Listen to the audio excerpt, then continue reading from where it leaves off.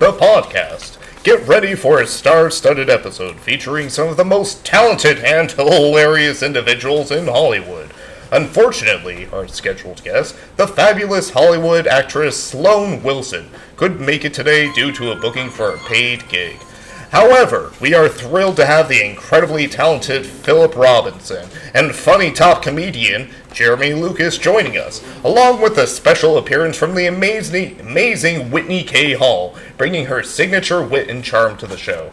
And of course, we can't forget our very own chatty and charismatic Simmons Zhu, who always sounds great on the radio. So tune in on March 1st, today, 2023, for an unforgettable episode. Whitney she's not here. Whitney couldn't make it due to stuff. Okay. Things came up. You're so good. Thank you.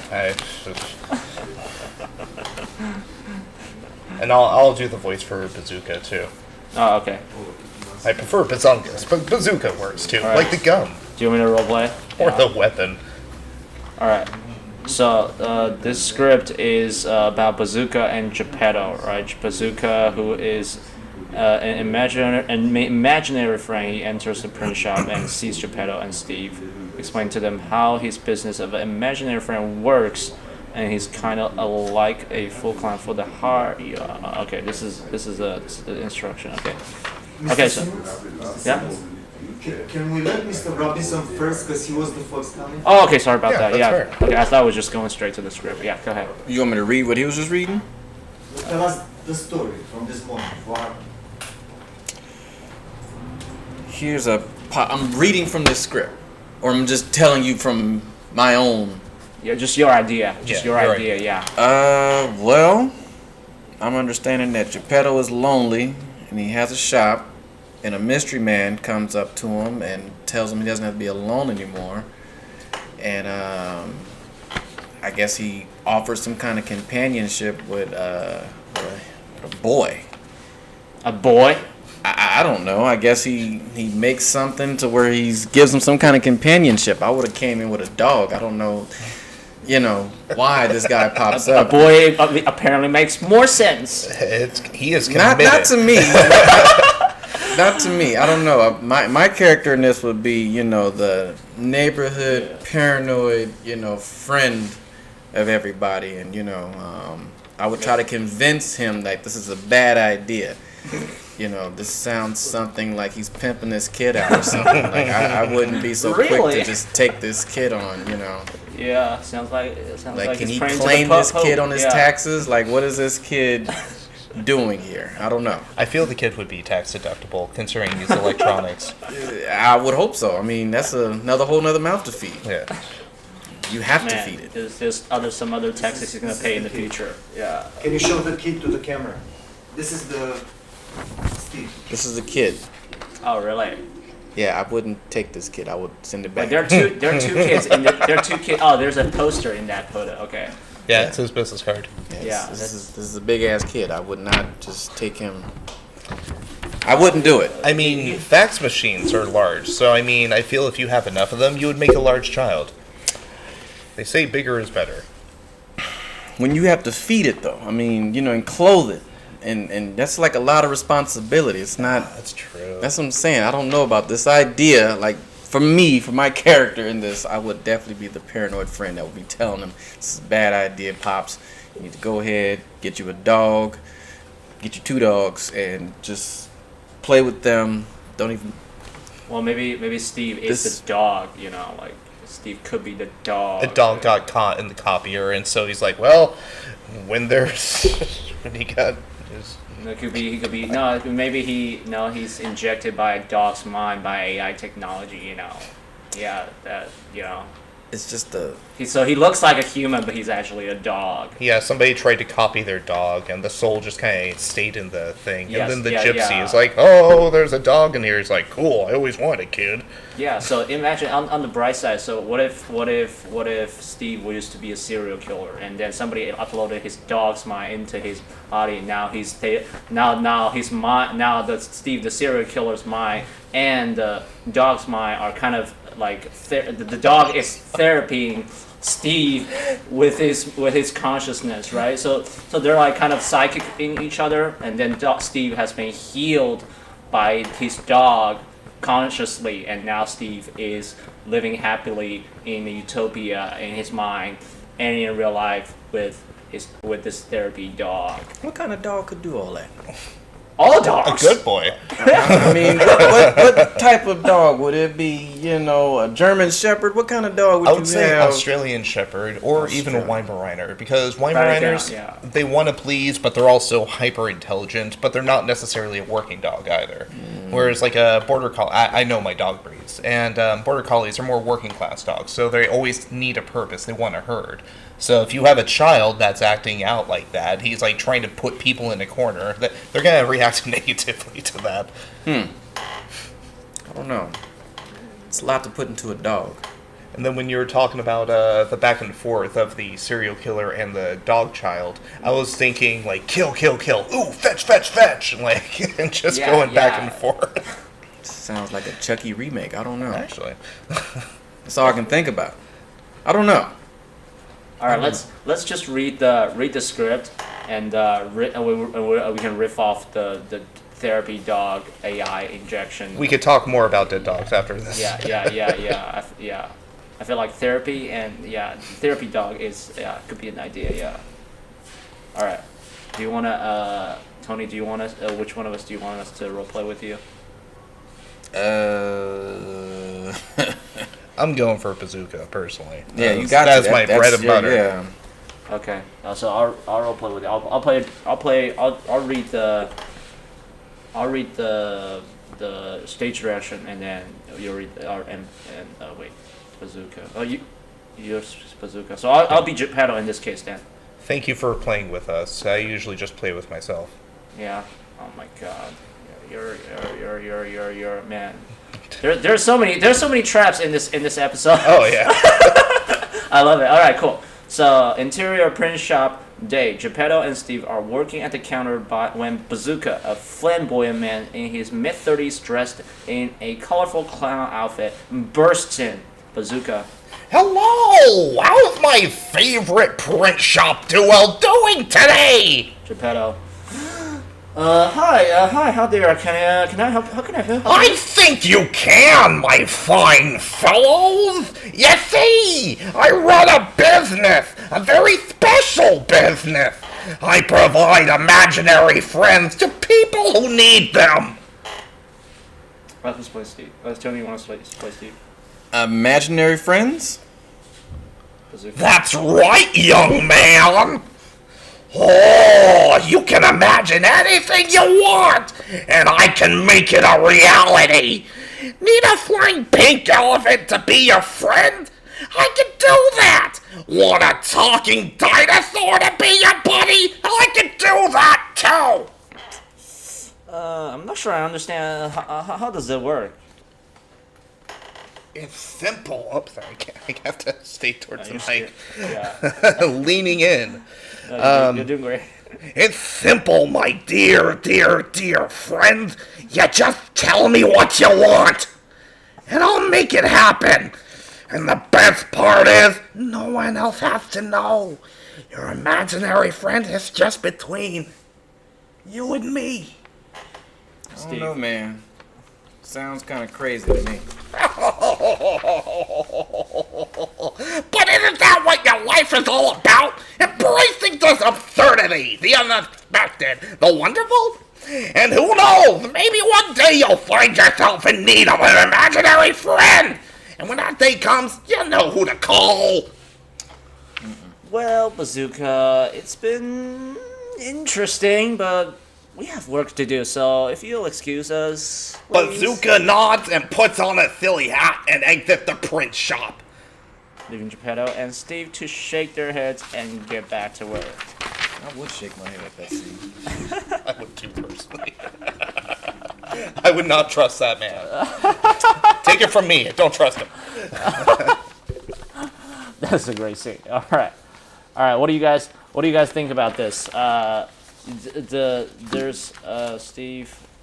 So because before we start the script, I feel like Steve was the main character, but in this case, it seems like Bazooka is the main character in this scene, right?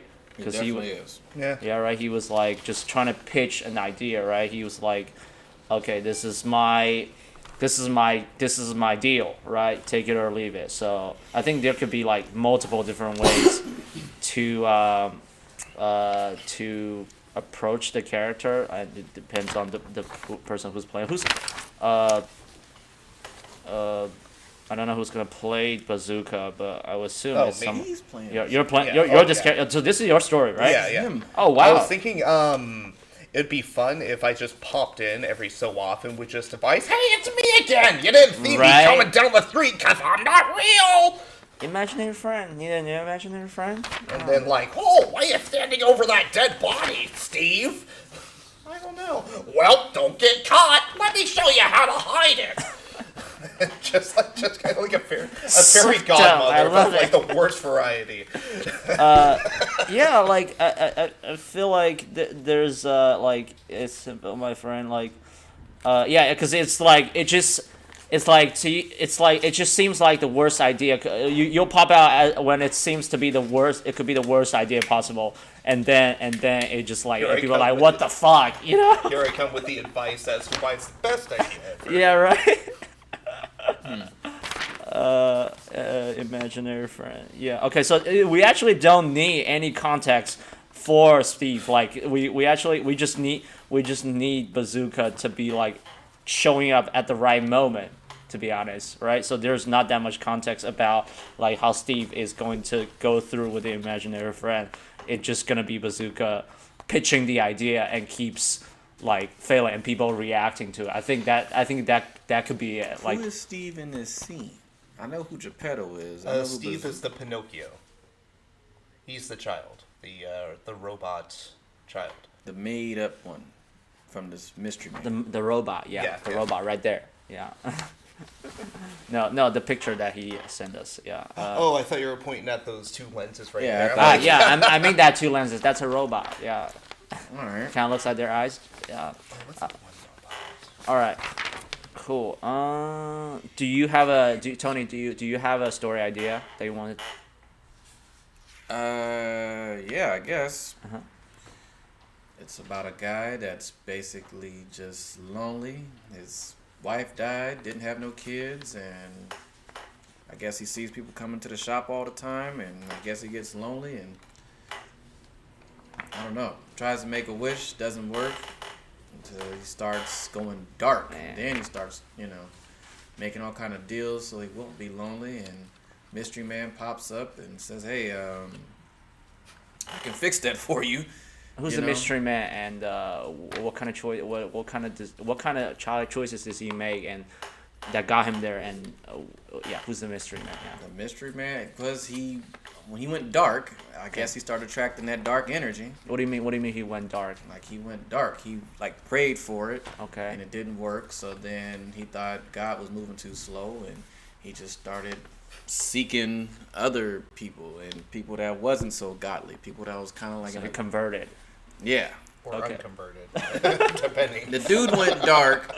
He got the wrong energy coming towards him, and he got some mystery man offering him a kid, like he's selling him. And the guy agrees because he's so desperate, and all kind of random shit starts happening. This kid is a problem child, Okay. and then Tony is a guy that tells What do you mean? him What do you mean? What kind of problem does he have? he steals, Okay. he's rude, Okay. starts turning away all his business. He's Essentially just a little shit. Okay. a bad one though. Okay. Okay. And then what happens afterwards? Some of his good friends that tried to tell Mr. Geppetto that this is a bad idea, that he shouldn't do it. Okay. Tells him how bad this kid is, and eventually he convinces him. By the time he convinces this guy, it's too late. He lost his business. Who is this guy? Like Geppetto? Okay. Okay. Geppetto And- loses everything because he couldn't be patient and wait for the right time, I guess, for him not to be lonely. He went dark, and You went rogue. he got this little shit kid with him now, and he's just regretting everything, you know, that he asked for in this situation. Okay, who's your character in this story? Tony, the Tony. guy that's his friend, that's basically telling him this is a bad idea. Send this kid back. Okay. I hope you kept the receipt.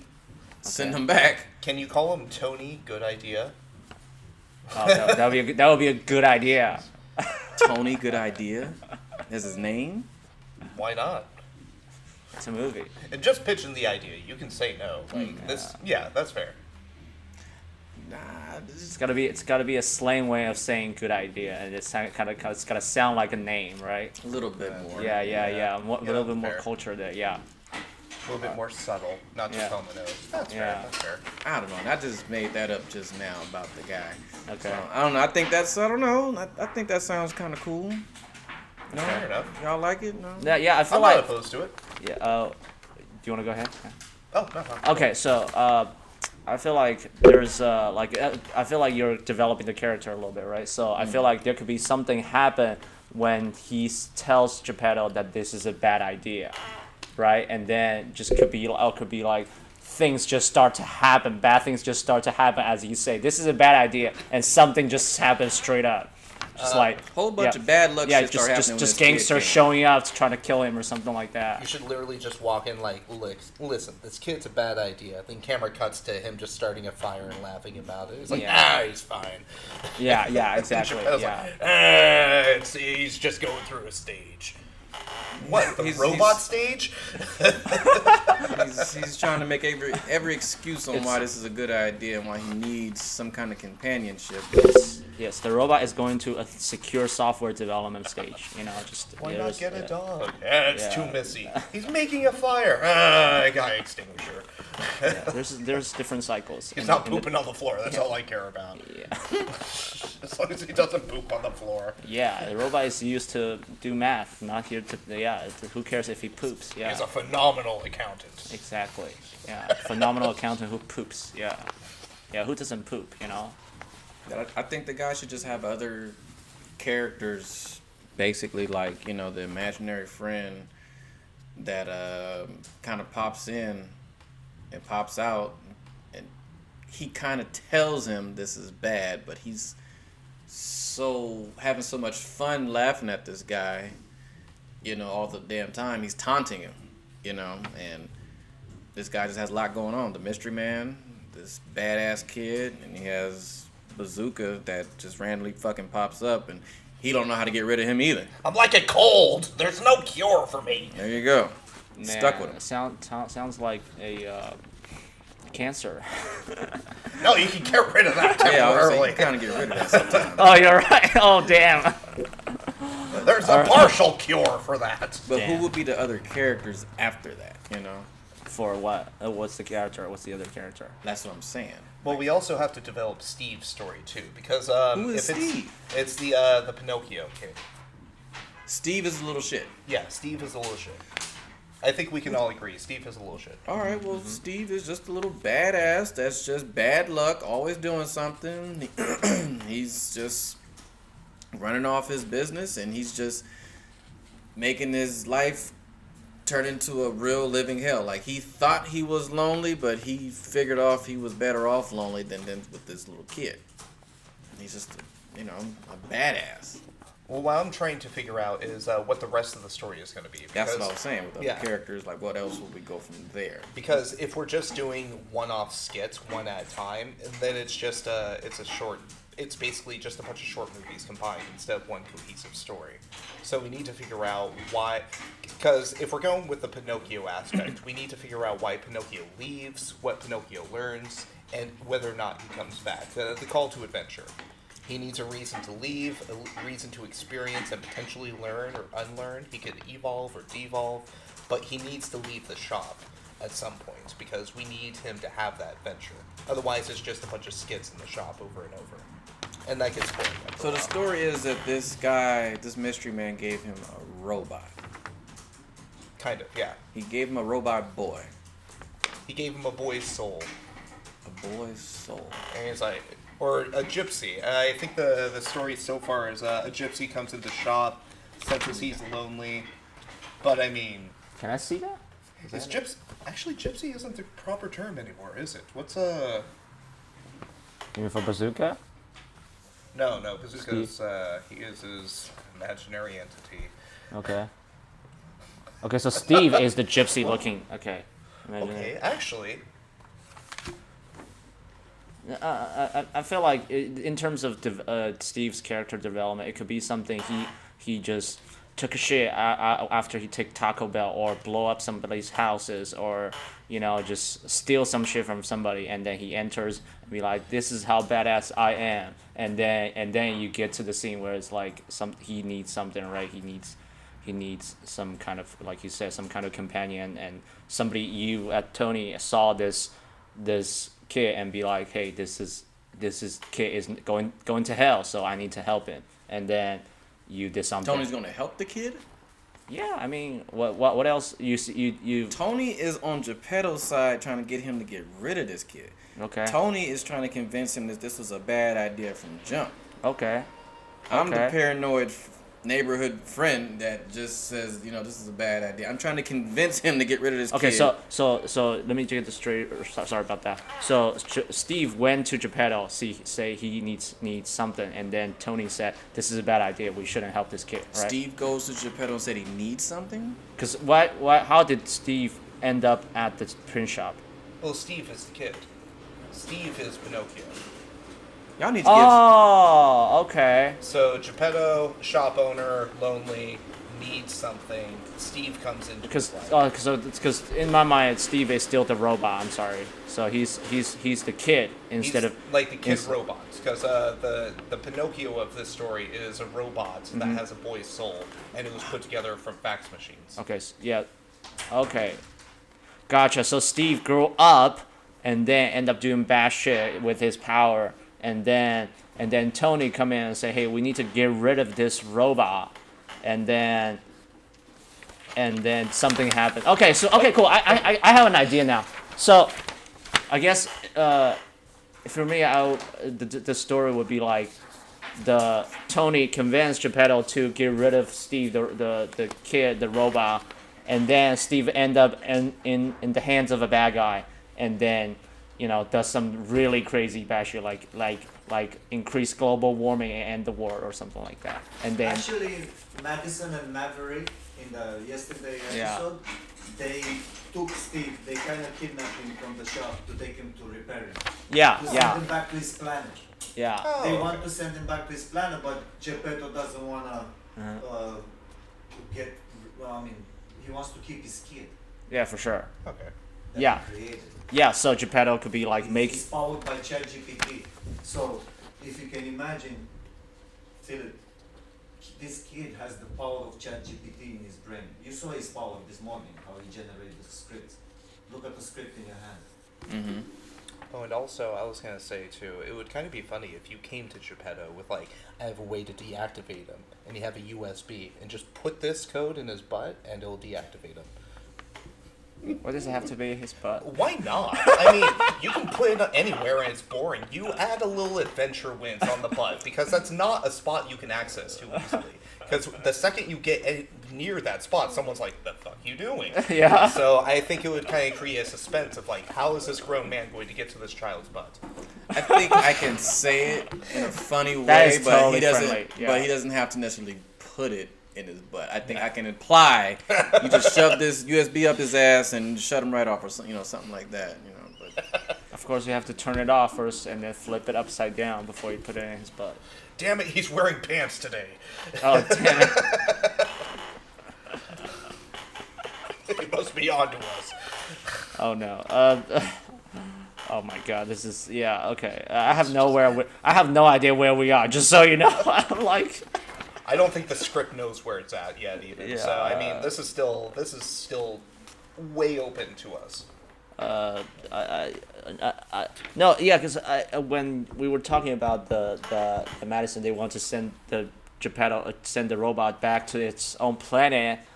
This could be what happened before that, right? So like they were like, hey, you said this is a bad idea. We should get rid of it. And then Madison go ahead and pick them up and say, we're gonna send them back to their planet, so that we're rid of it. So human can be free from AI, right? So this mystery person is not really a gypsy. They're actually like an alien, basically.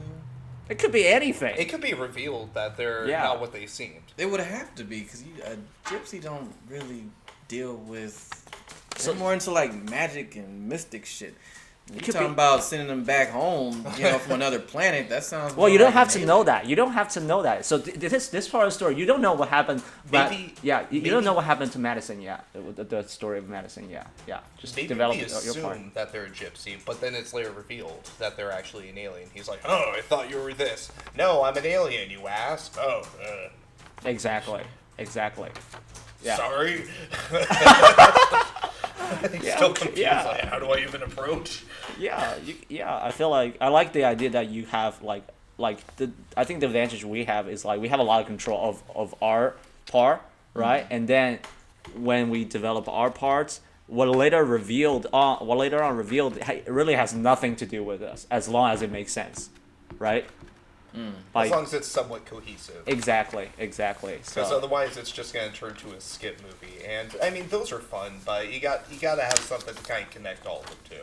yeah, I feel like I like the just like you said, it's like just different skits like cartoons. Every episode has different stories, right? Yeah. It doesn't have to be like really connected, but you can have some cameo later on and say refer back to the story before, right?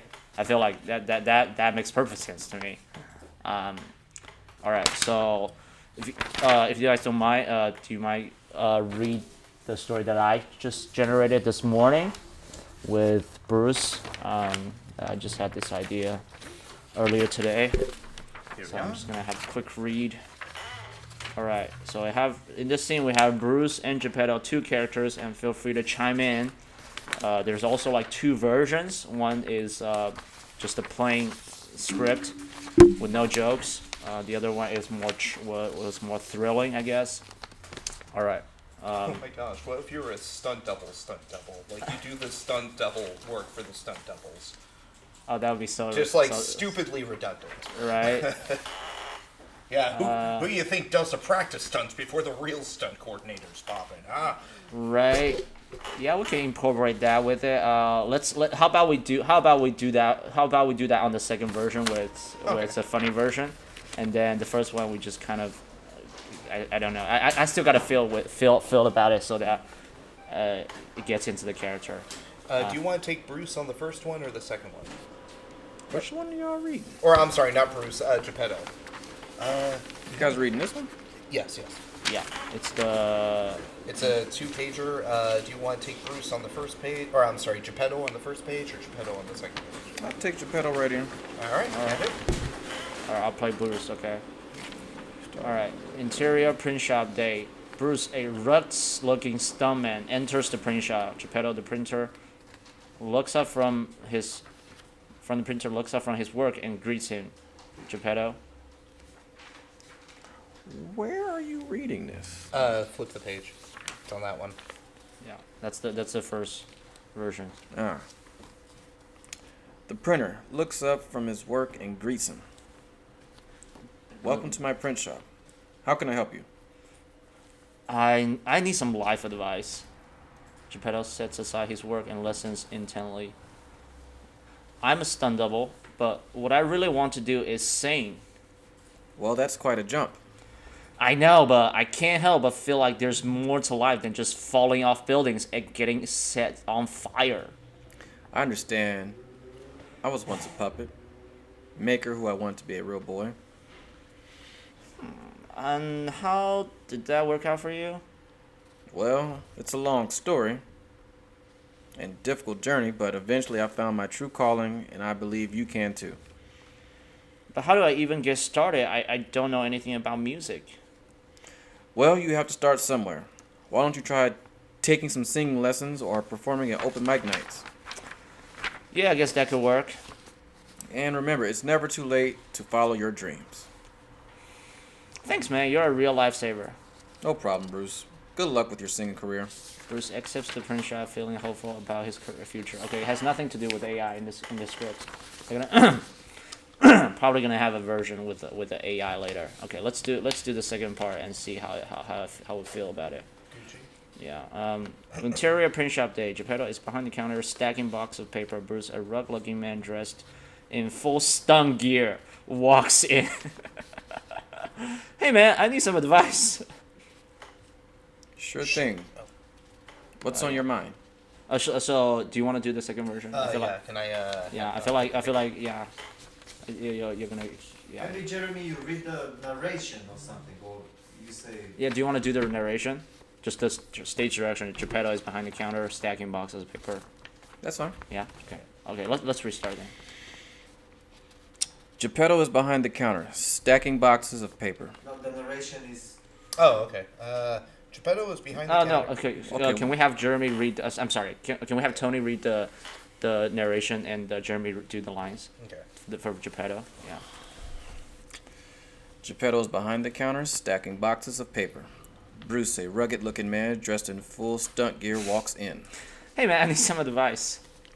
Sure thing. What's on your mind? I'm a stunt double, but what I really want to do is sing. Sing, huh? Can you even carry a tune? Hey, I'll have you know, I can sing like an angel. Really? Prove it. I find it hard to believe. Yeah, you're probably right. Maybe I should just stick to jumping off buildings and getting hit by cars. At least you're good at something. Who knows, maybe you can sing while doing stunts. You'll be the next Michael Jackson falling off a building. Now that's an idea. I'll have to start practicing my moonwalk. Geppetto hands Bruce a box of flyers.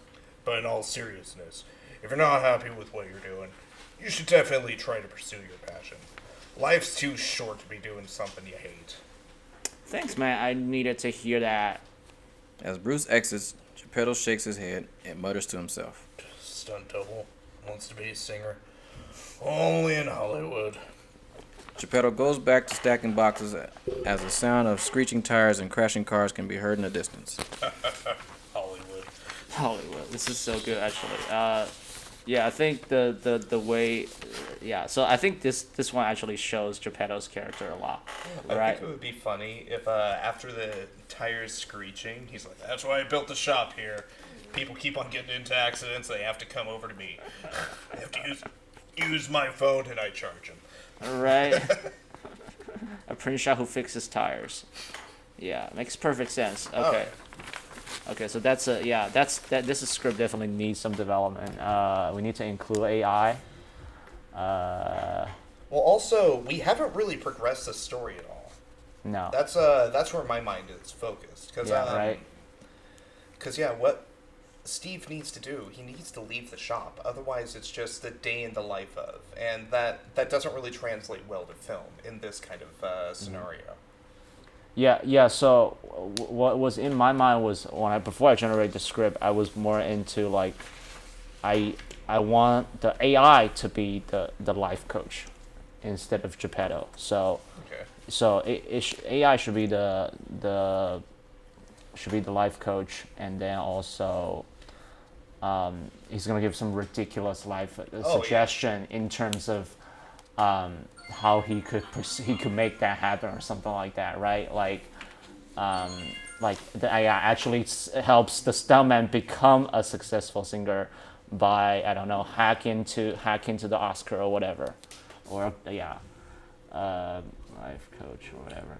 What if the AI, aka Steve, sticks his finger into the guy's throat and then gives him auto-tune? Oh, that's a great idea. Yeah. Let me give you some auto-tune. Some what? Yes, I like that. All right, let me see.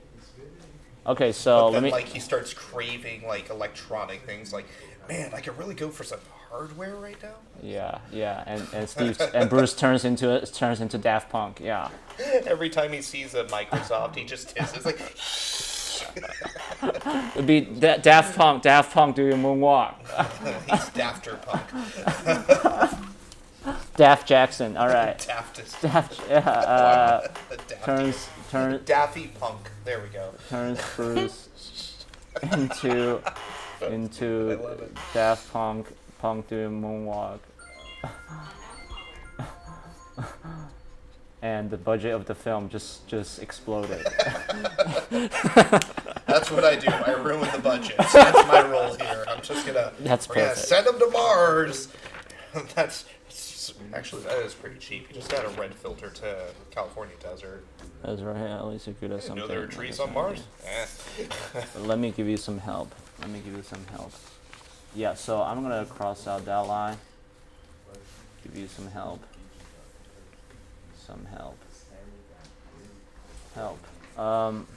This is for you and the gypsy. All right. So we just need to change that line. So okay, do you guys all have a pen?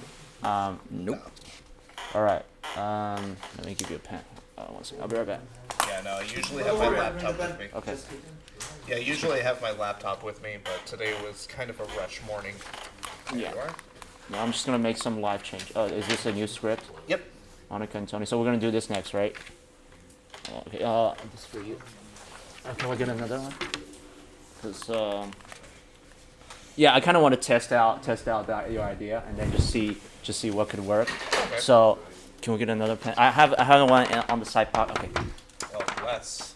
Yeah. So on the line on the second on the where Bruce grins. Now that's an idea. I'll have to practice my moonwalk, right? After that, just start from there. We're gonna make a change. Where Geppetto says, "Let me give you some help," right? So from that, Geppetto hands Bruce a box of flyers. Instead of that line, Geppetto says, "Let me give you some help," and then puts his finger, brings Steve and taps Steve in. Steve, the robot, taps his finger into Bruce's mind and turns it into turns his voice into an auto-tuned voice or whatever. Yeah. Okay. I think that's the. I don't think I have that one. That script. You don't have that? So No. Geppetto hands Bruce a box of flyers. Okay, I'll look for that line. It's one of the old ones. Oh, okay. Yeah, I don't. Oh, have that's an old one, really? Yeah. Can I see that? Yeah. Can I see the new one? There you are. Green sharp, Bruce hands a. Oh no, it's but. While he's doing the revision, do you want Thanks, to? man, I needed to do hear the that. lines right here. No, yeah, just Geppetto hands Bruce a box of flyers, right? Starting from there, we're gonna change that. Okay. We're gonna change whatever's here afterwards, right? So just like the way you were saying, hey, well, actually, let me give you some help, instead of hands him a box of flyers, right? Yeah. And then we just riff off from that point, right? At least, okay. Okay. You guys gonna read again with the Yeah. modifications? Yeah, with the modification. Yeah, it just we need set lines in there. Actually, let me help you. Let me give you some help. And starting Bruce starting. I think let's just keep reading and we make the modifications at home and when we come back. Okay. Okay. We have because they're listening on Spotify, I think, with the headphones on. Oh Yeah. yeah. So if there's just a bunch And of if empty it's like air. third time like this, Filler. they're gonna switch off. Air filler. Wait. All right, new rule: if no one's talking, I'm farting. Damn. Yeah, that's right. I ain't holding back. All the butt jokes I got today. All right. Yeah. So we're gonna make the modification with the Bruce script, and then you can hear that on our future episodes. So the next scene we're going to do is with Monica the Gypsy and Tony West, where they are inside the print shop, and Monica reveals to Tony West she is a something from something. Okay. It's no spoiler. All right. Where you see something? I called Monica. You call Monica. Tony, I'll do stage direction. I'll do the narration, and Tony, you'll play Tony. Okay. All right. Interior print shop day. Monica and Tony West are inside the print shop. Monica is looking at some printed flyers.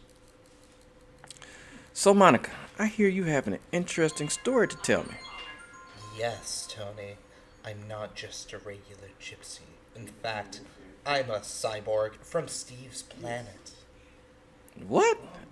You're a cyborg. Of course I am. Steve sent me here to keep an eye on things. He's been monitoring Geppetto's use of AI, and he's worried that it could cause a lot of problems. Well, hey, I can understand his concern. AI can be dangerous if not handled properly. Oh, exactly. Steve doesn't want the same thing that happened on his planet to happen here. That's why he sent me. Uh-huh. So, what do we do? We need to find a way to convince Geppetto to rid Steve of the AI technology. It's just too risky. Risque. All right, I'll talk to Geppetto. I'm sure I can convince him to see things our way. Thank you, Tony. We need to do whatever it takes to keep this planet safe. Tony nods in agreement as the camera fades to black. This is a one-page story. Why did I choose that voice? I think it's perfect. It's like the innkeeper in Les Miserables. Yeah, I love it. Do you guys have any notes? That was a decent scene. I mean, So, one thing I hate is when people just explain the plot instead of the plot actually happening. Yeah. This was just pure exposition, just saying, like, this is what's going to happen, this is what's to come. And you can have that at certain parts of the story, but he's right. it just... I don't know. I genuinely hate expositions. I feel you. Yeah, I feel like there's something more going on. At least like when Monica says like that's like he said there's actually something happened on his planet to happen here. That's why he sent me. And to me, it'll be like, what happened? We're gonna make that happen right there, right? We're gonna have something happen on the planet. Well, what if she tells the story of what happened on the planet? Because that way we at least get something, and then we get some visuals as well. Oh, I love that. Yeah. Because if she's just saying something terrible happened, okay. Yeah. If you're gonna exposition, the least you can do is at least like attach some good visuals to it, instead of just two people sitting in an area and talking about what has and hasn't happened. Yeah. Yeah. Okay, so the beginning of the scene could be like, just shit goes down and takes out the planet. Wait, you're an alien too? Yes, long ago. And then just if you do it in that kind of aspect, like where she just starts doing the whole story like unprovoked, then it becomes more funny. If they just sit down in the room and do the back and forth. Sorry, I'm I agree with you. I feel like it should be if this is one short episode, it could be like just what's going on the planet, on Monica's planet, and just everything goes down and shit gets blow up, or like it has to have some sort of story that has no Geppetto or Monica or maybe Monica in there, and just be like okay, we have to evacuate the whole planet. We have to send people to outer space in order to save our planet, save our just species. like Superman. Just like Superman. Yeah, and at least there's gonna be that, and then by the end of that scene, you just cut to Monica and Geppetto and be like, we like something like that. What was his line? You're a cyborg. I'm not a royal cyborg. I'll talk to Geppetto. Yeah, like I can understand his concern. Yeah, so I'm here to monitor. I'm here to monitor your planet. I'm here to keep you safe, right? Just cut straight to just one liner. I'm here to keep you safe. Monica be like, I'm here to keep you safe, right? Yeah. And that I think that would be the way to go. But I don't know what's gonna happen later. Yeah, because I agree with you. I told the ChatGPT that you complained about the scene with exposition. You can read the prompt, and Okay. and he did the rewrite for you guys.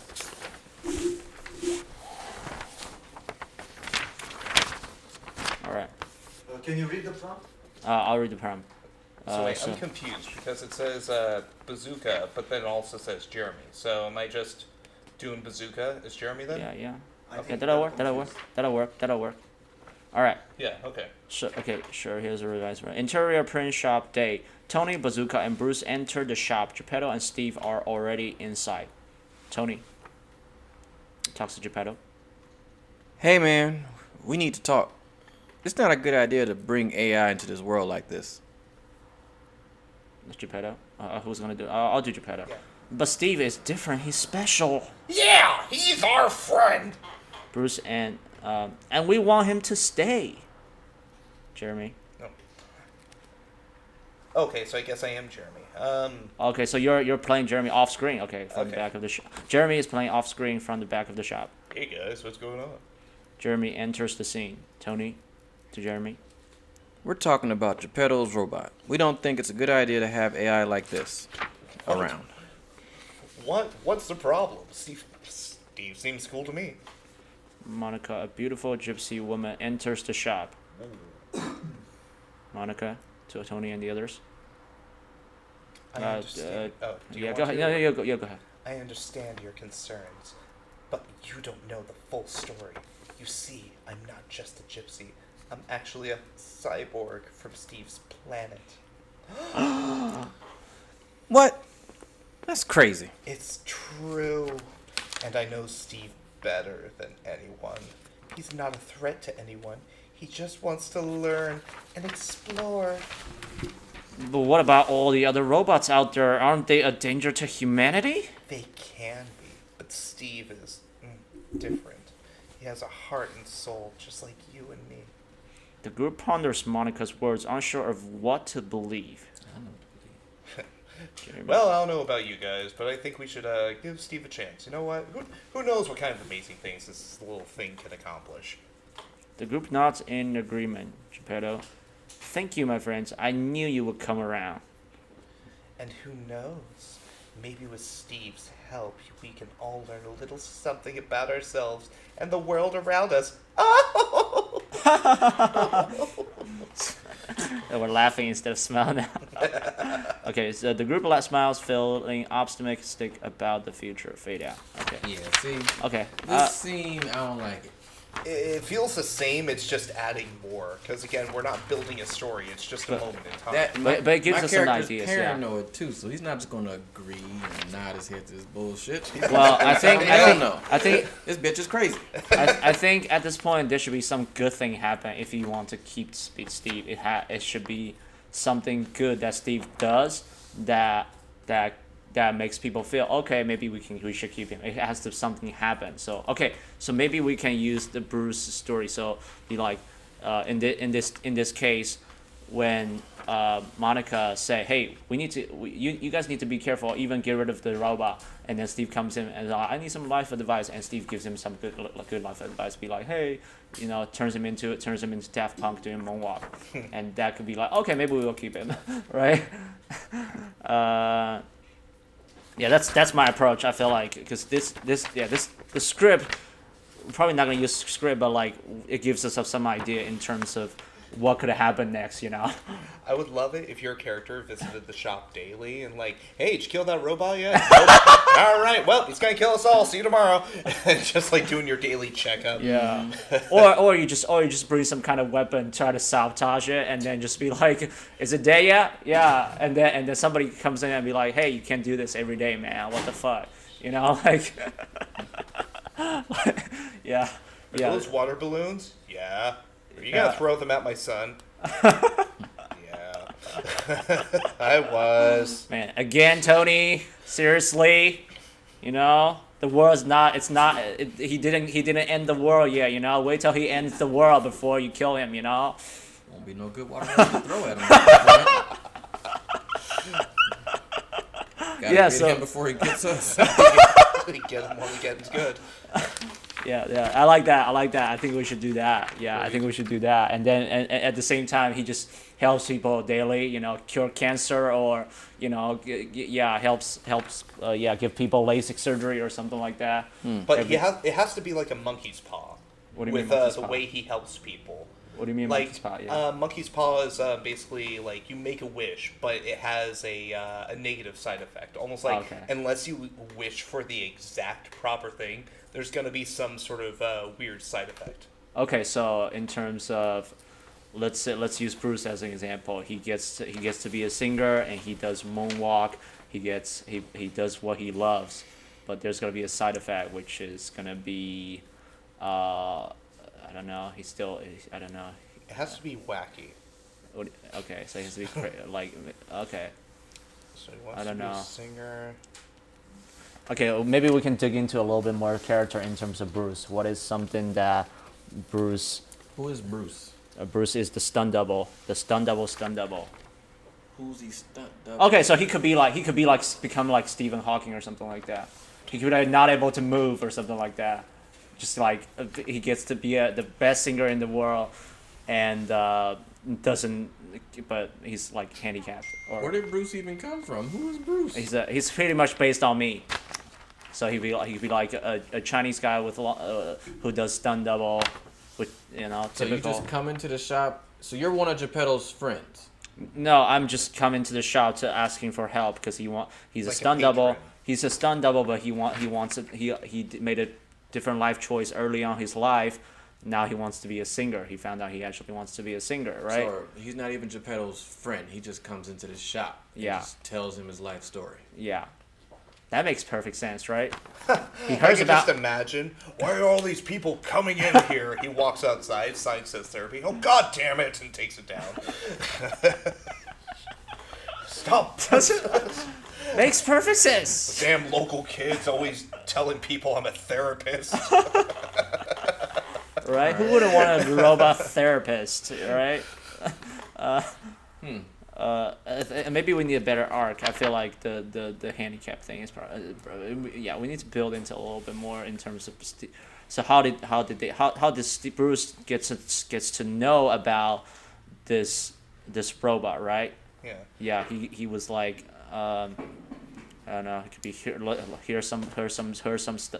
heard somebody talk about it, right? Heard somebody talk about this robot that's helping people, or that's The problem we're having, we're focusing on everything but the main character, which is Steve, the Yeah. AI. yeah. And I think we need to add something to there, because otherwise, again, it just keeps on turning to skid after skid after skid. Okay, There's so- nothing really built. So Steve could be like, oh, somebody's trying to kill me. I gotta do something.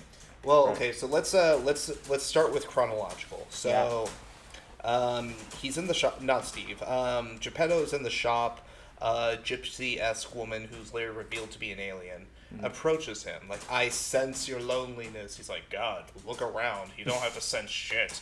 And then she puts the boy's soul. "I have this spare child's soul." That's an odd thing to have. And just puts it in a fax machine. "Soon it'll be a grown man." It's like, all right.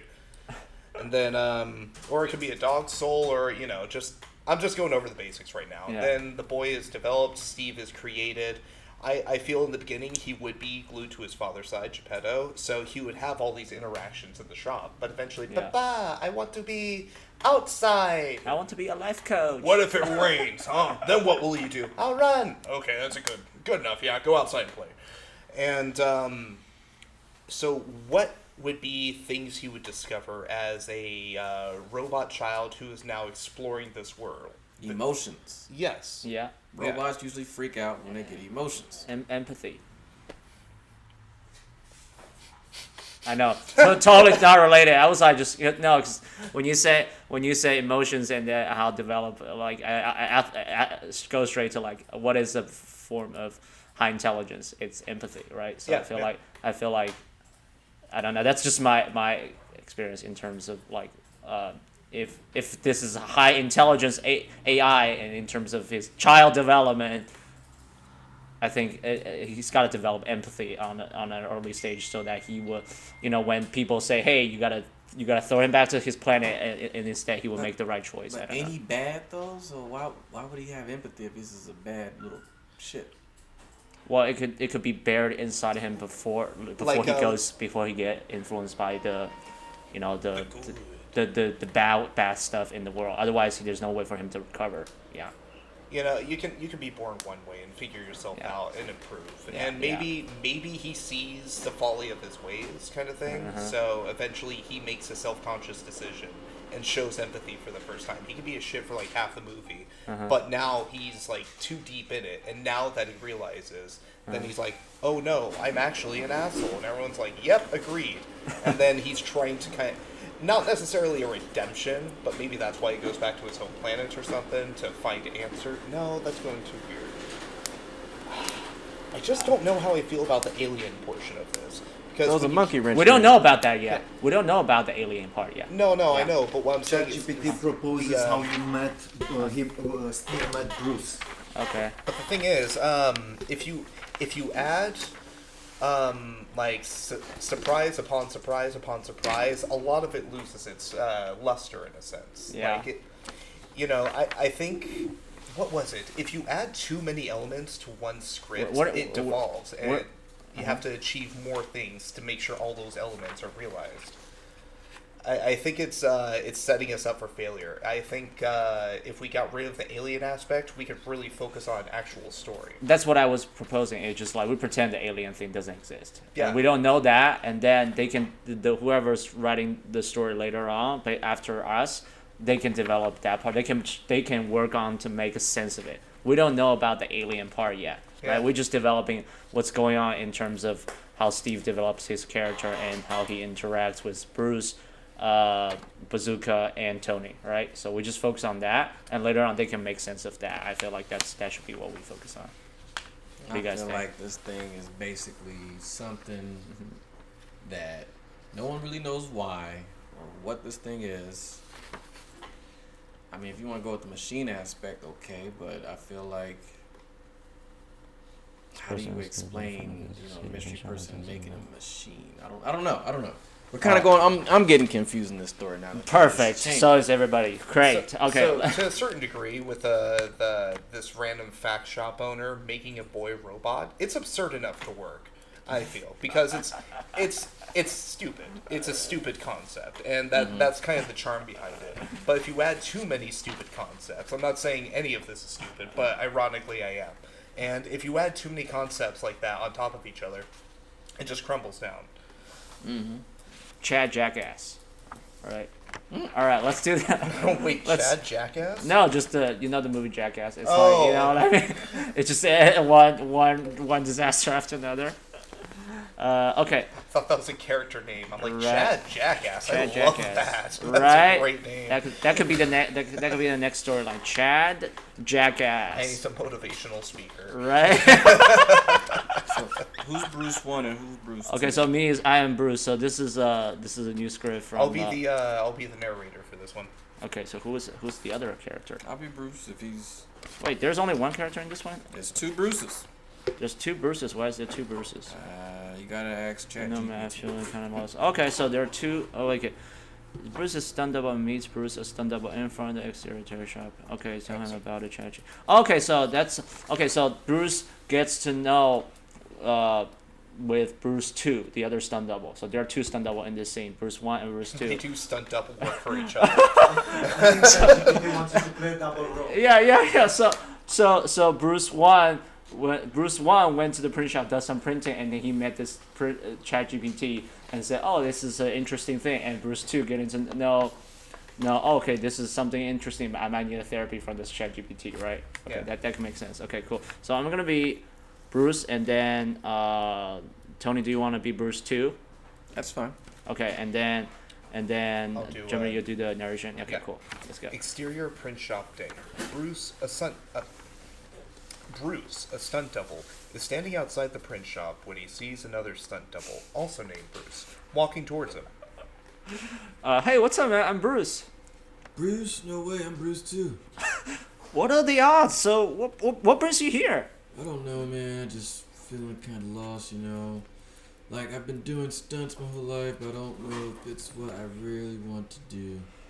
I don't, yeah, I get that, but have you heard about this chat bot called ChatGPT?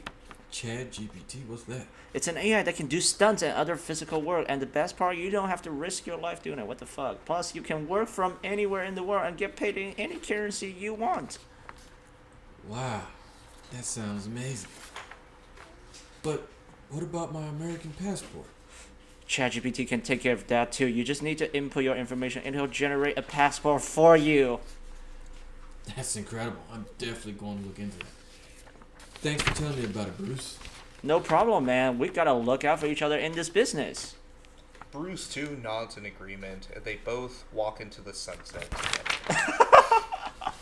I don't know about this. Yeah, I The didn't last like the it last at part all. about the passport, it was just kind of the machines like I improvising. don't like it at all. Yeah, Yeah. I didn't. So I feel like Just from scrap this whole No. script. This whole piece of paper. Just yeah, it Good doesn't. kindling. Let me see. Yeah, it doesn't make a lot of sense to me too. But I feel like the conversation I just kind of lost. Okay, so instead of saying, "Oh, we enter in the print shop and then talk to Geppetto about it," so the part after like question ChatGPT, what is that? It's an AI. That part must be go. Yeah. I don't see the point of it being too. I just don't Yeah, get no. the whole point of this. Nothing is really expanded upon. It's No. just here's the situation, and now it's done. Yeah. And it doesn't. So okay, so Yeah. when I don't think we're gonna use this one because when I thought about how Bruce gets down over there. how Bruce gets to know this robot should be that he was like the robot's trying to survive, right? Because some people are gonna try to get rid of him, and then what would happen would be like Steve the robot goes on the internet because it's a robot, it connects to the internet, right? It just posts a odd ad on Craigslist, free therapy, right? Free therapy at this location. I got an idea. I Yeah, feel yeah. like if you're trying to connect Steve and Bruce, I would say have Bruce go into this damn print shop just to get some normal shit. And Yeah. Sets his phone on the counter and that little boy hacks his shit and now he's talking to him, every so often and that's how he kind of gets to know this Steve entity. I get it. I love that idea. I think that's a great idea Yeah. because, like, what do you mean you gave him your Wi-Fi password? Like, Geppetto would want to keep him away from that kind of stuff. Yeah. He hacked wants to his keep him phone sheltered. and, did some Yeah. shit. No, Yeah, so exactly. so what you inspired me of when you said that was like Bruce went into the print shop just get some copies. Everybody goes to the print shop to get some copies, right? And then when he gets the copy, instead of giving him the copy, he gives him a lot more information. For example, gives him like some sort of secret in his work or something like that. That's be like, oh shit, how do you know this, right? Maybe he knows some sort of knowledge that Bruce doesn't know, and be like, hey, what are you? And then he start asking him questions. Bruce start asking him, hey, what are you? Like how do you know this? And then how can you solve? I don't know. How can you solve? Me. So the conversation will be like, okay, I'm here to get some. My name is Bruce. I'm here to get some copies, right? And then Steve shows up. Be like, here's your copy, and he knows and your birthday or your like your whole life story. Like you're a I don't know, like you're immigrant from China, and then you are Pisces, and then yeah. What if you go opposite? He uses an algorithm to predict the future. And then not Steve, but Bruce has like an existential crisis because he's like, oh no. The future, yeah. I like that. I'm gonna write that down. Because he's like, yeah, due to the information you've given me, you have 31 days left to live. What? Just like some outrageous claim. Yeah. like- Okay, yeah. So he could scan Steve's body and be like, yeah, you have 26 permanent bone fracture, and then if you keep doing what you're doing right now, your body is going to decay in about 10 years and or in about 3 days. That doesn't have the same kind of pop element. Okay, so in terms of predict the future, there's going to be an accident on set in 3 days, and this is going to happen. How this is going to happen, and he starts to predict what's going to happen after he step out the print shop. Yeah, exactly. The second yeah. you leave here, your life will slowly. It just tells him like this horrible future. He's like, but that's only a 1% probability. Bye. Like just ruin this man. Starts to predict the future of Bruce. I think if you want to go that route, I feel like he would hack his phone. Not only hack his phone, he looks at him, and I guess he scans them from whatever kind of technology this robot got, and he scans them and tells him all kind of health problems that he didn't even know he had. Yeah. And he tells him that you have a failing gallbladder or some shit. I don't know, or I see a doctor put a signature You on. you have colon cancer. That you don't know about. He Yeah. just basically tells him some kind of health problems, and weeks and months in advance of him ever having these problems. But he just scanned them and told him, like, you have this, that, and he's like, bullshit, I ain't got none of that. And he's like, yeah, you do. I'm gonna live forever. That's what stunt doubles do. Nothing bad's gonna happen to me. Yeah, I love that idea. That's a great idea, I think. Yeah, just start predicting the future step by step. And also just scans him for health problems. And You should get 3 of your 6 moles checked out. Yeah, like something like that. You know what I mean? It'd be like the moles would be like way down here. Like, how the fuck do you know I got moles down? yeah, so ChatGPT There's a apologizes mole for the even you don't know stunt-double about. mistake. He confused your real life character, your real life person Uh-huh. with Bruce. He still has problems on that, so he understands that. man, we're reading the script completely fresh. All right. Yep, that's fresh. Can you read the input? Yeah, so Bruce goes to print shop to get copies. Then Steve gives him the copies plus a secret information how to get stunt double gigs. How do you know that? Steve asks. Empowered by ChatGPT, says Steve. Here you go, copy. I connect to the internet. You are from China. Make this scene a screenplay format extended. It's an existential crisis for Steve. Sorry about that. So it's a make the scene a screenplay format extended. It's an existential crisis for Steve the robot about AI in his body moving in the real world. So, yeah. So this is a story about Bruce going to the print shop to get copy and found out, but then the Steve the ChatGPT gives him some secret information about how to get more stunt double gigs. All right. Where you read all that from?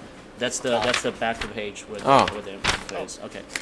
So, Jeremy, do you want to be Bruce this time? I'll do Steve this time, and then Okay. Tony, you can do the narration. All right. All right. Go ahead. Bruce, a Chinese stunt double, approaches the print shop and enters. Keep going. Steve greets Bruce and takes his order for copies. You know I can do stunts too. Really? Yes, I am ChatGPT powered robot. I can do just about anything. Wow, that's so amazing. But sometimes I wonder if it's a good thing. I mean, what does it mean for AI to be moving around in the real world like this? I don't know, man. But I do know it's tough being a stunt double. You gotta hustle to get gigs. I hear you, but I have a secret for you. Steve leans in and whispers to Bruce. How does it robust? Okay. I'm connected to the internet. I can help you find more gigs. How do you know about that? I'm powered by ChatGPT. I have access to a lot of information. Bruce takes his copies and nods. Thank you. I appreciate it. Okay. As Bruce exits the print shop, Steve is left alone in thought about the implications of AI in the real world. I am going to be honest. I dislike these AI generated conversations. I really do. Like, sometimes you hit pay dirt with them. But again, we're trying to develop an actual script, not just like if I was doing a skit show. Yeah, I would use AI all the way because it just keeps on doing random prompts and whatnot. You could build off of that. But a feature-length film, you gotta stretch out the material. Like if it's what's a film that's like a skit movie? Okay, Monty Python and The Meaning of Life. Okay, so you remember the Holy Grail, right? I didn't watch the movie. Okay, so Holy Grail. I didn't watch the movie yet. Fair enough. So Monty Python, Holy Grail. It is individual skits, but the skits are all linked to an overall story. So they keep walking into the situation, exploring it, and the story progresses at the same time. But their other film of which was The Meaning of Life, it's a bunch of offhand one skits that just tell a portion of a non-coherent story. And that's what this feels like. Yeah. And The Meaning of Life, a funny movie in its own right, but if you only dissect it and watch it by minor skits, instead of watching it as a straight film. I don't know what you mean. My script is perfect. I think I got an idea what the hell's going on. I know what you mean. Yeah, I feel like... I think I got it. Yeah.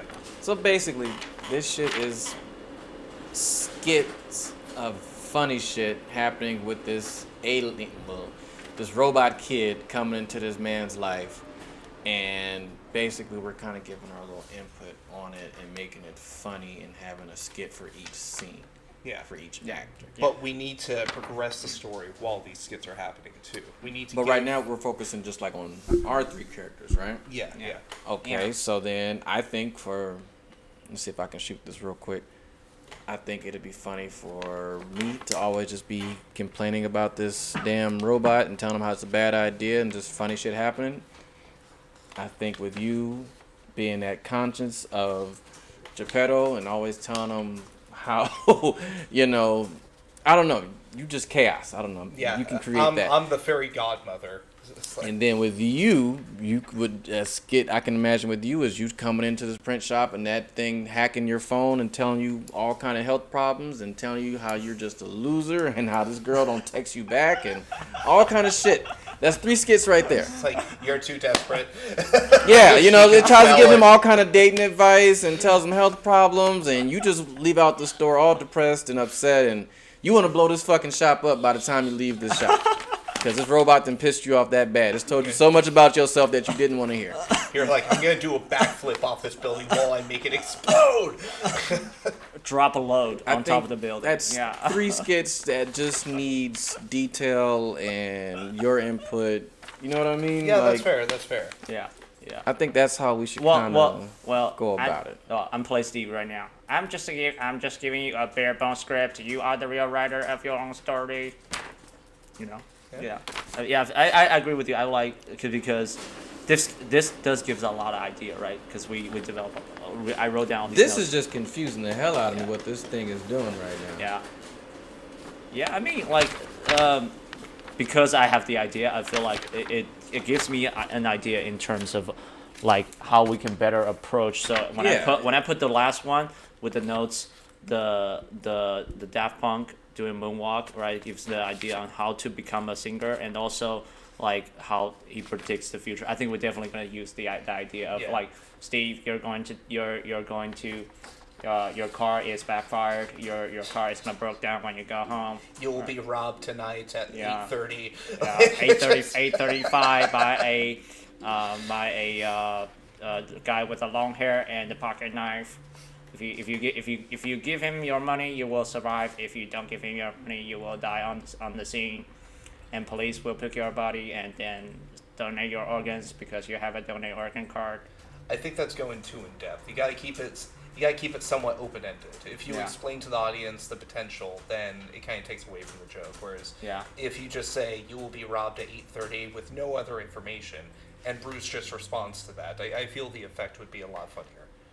Oh yeah, so it could be like just miscellaneous obscure things like you might trip and no, that's stupid. So what I was trying to get to was like because we have an idea of Steve knows the future, right? So he can predict things. So what kind of robot is this?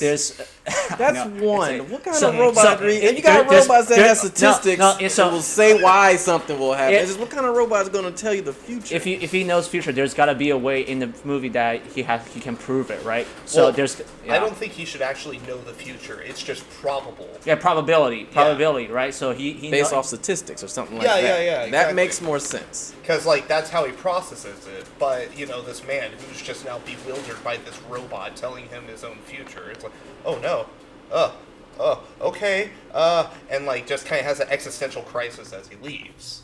Interesting.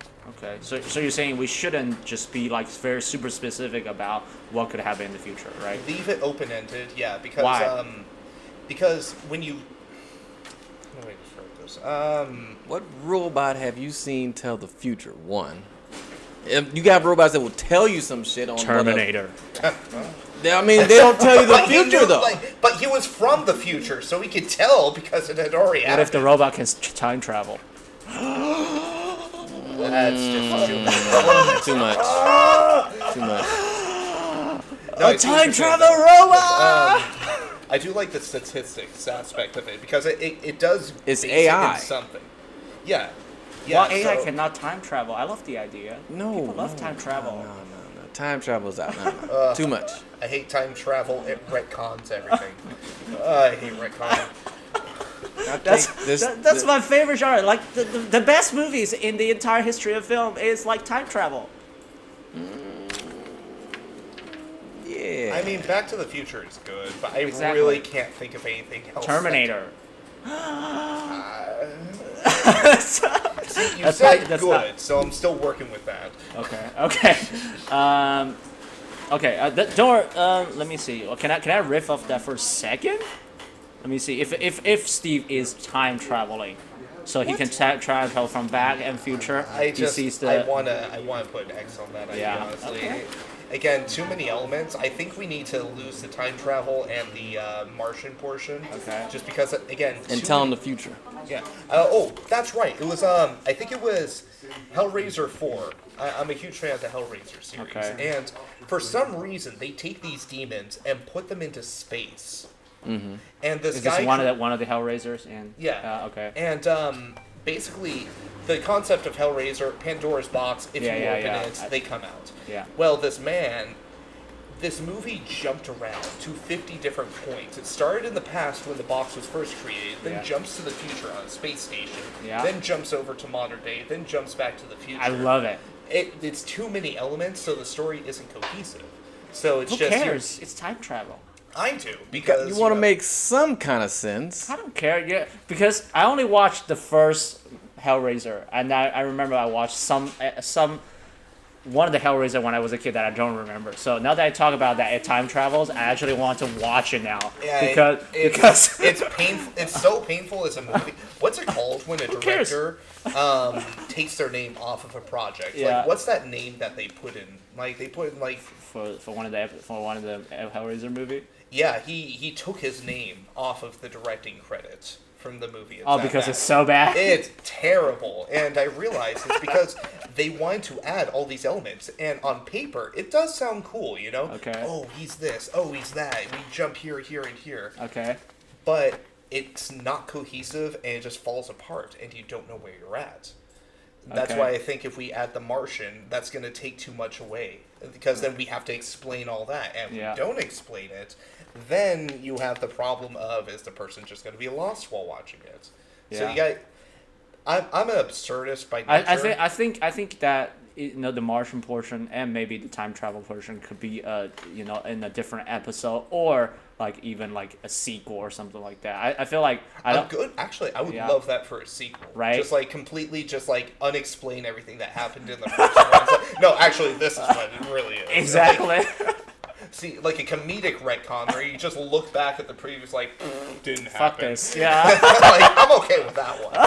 But like, you got to keep them contained in their own element. So in one, it's either in one movie or in one episode. Yeah. Yeah. Okay. Keep the time travel open ended. Okay. I love that. Let's take a look. We got a new script in terms of screenplays. What's on your mind? Tony is like, this is too ridiculous. All right, Tony, Bazooka, and Bruce are inside the shop teaching Steve how to function in Beverly Hills. Steve knows the future. Tony does not believe. Bazooka thinks it's probable. Bruce wants to go back in time to act in the same movie with Bruce Lee. He wants to time travel. How does it know? Okay, in this case, I'm gonna play Tony, and then, or you guys want to choose your own character? I'll be Bazungus as usual. Bazunka? I'll be Tony. Okay, I'll be Bruce in this case then. I'll do the stage direction. Interior print shop day.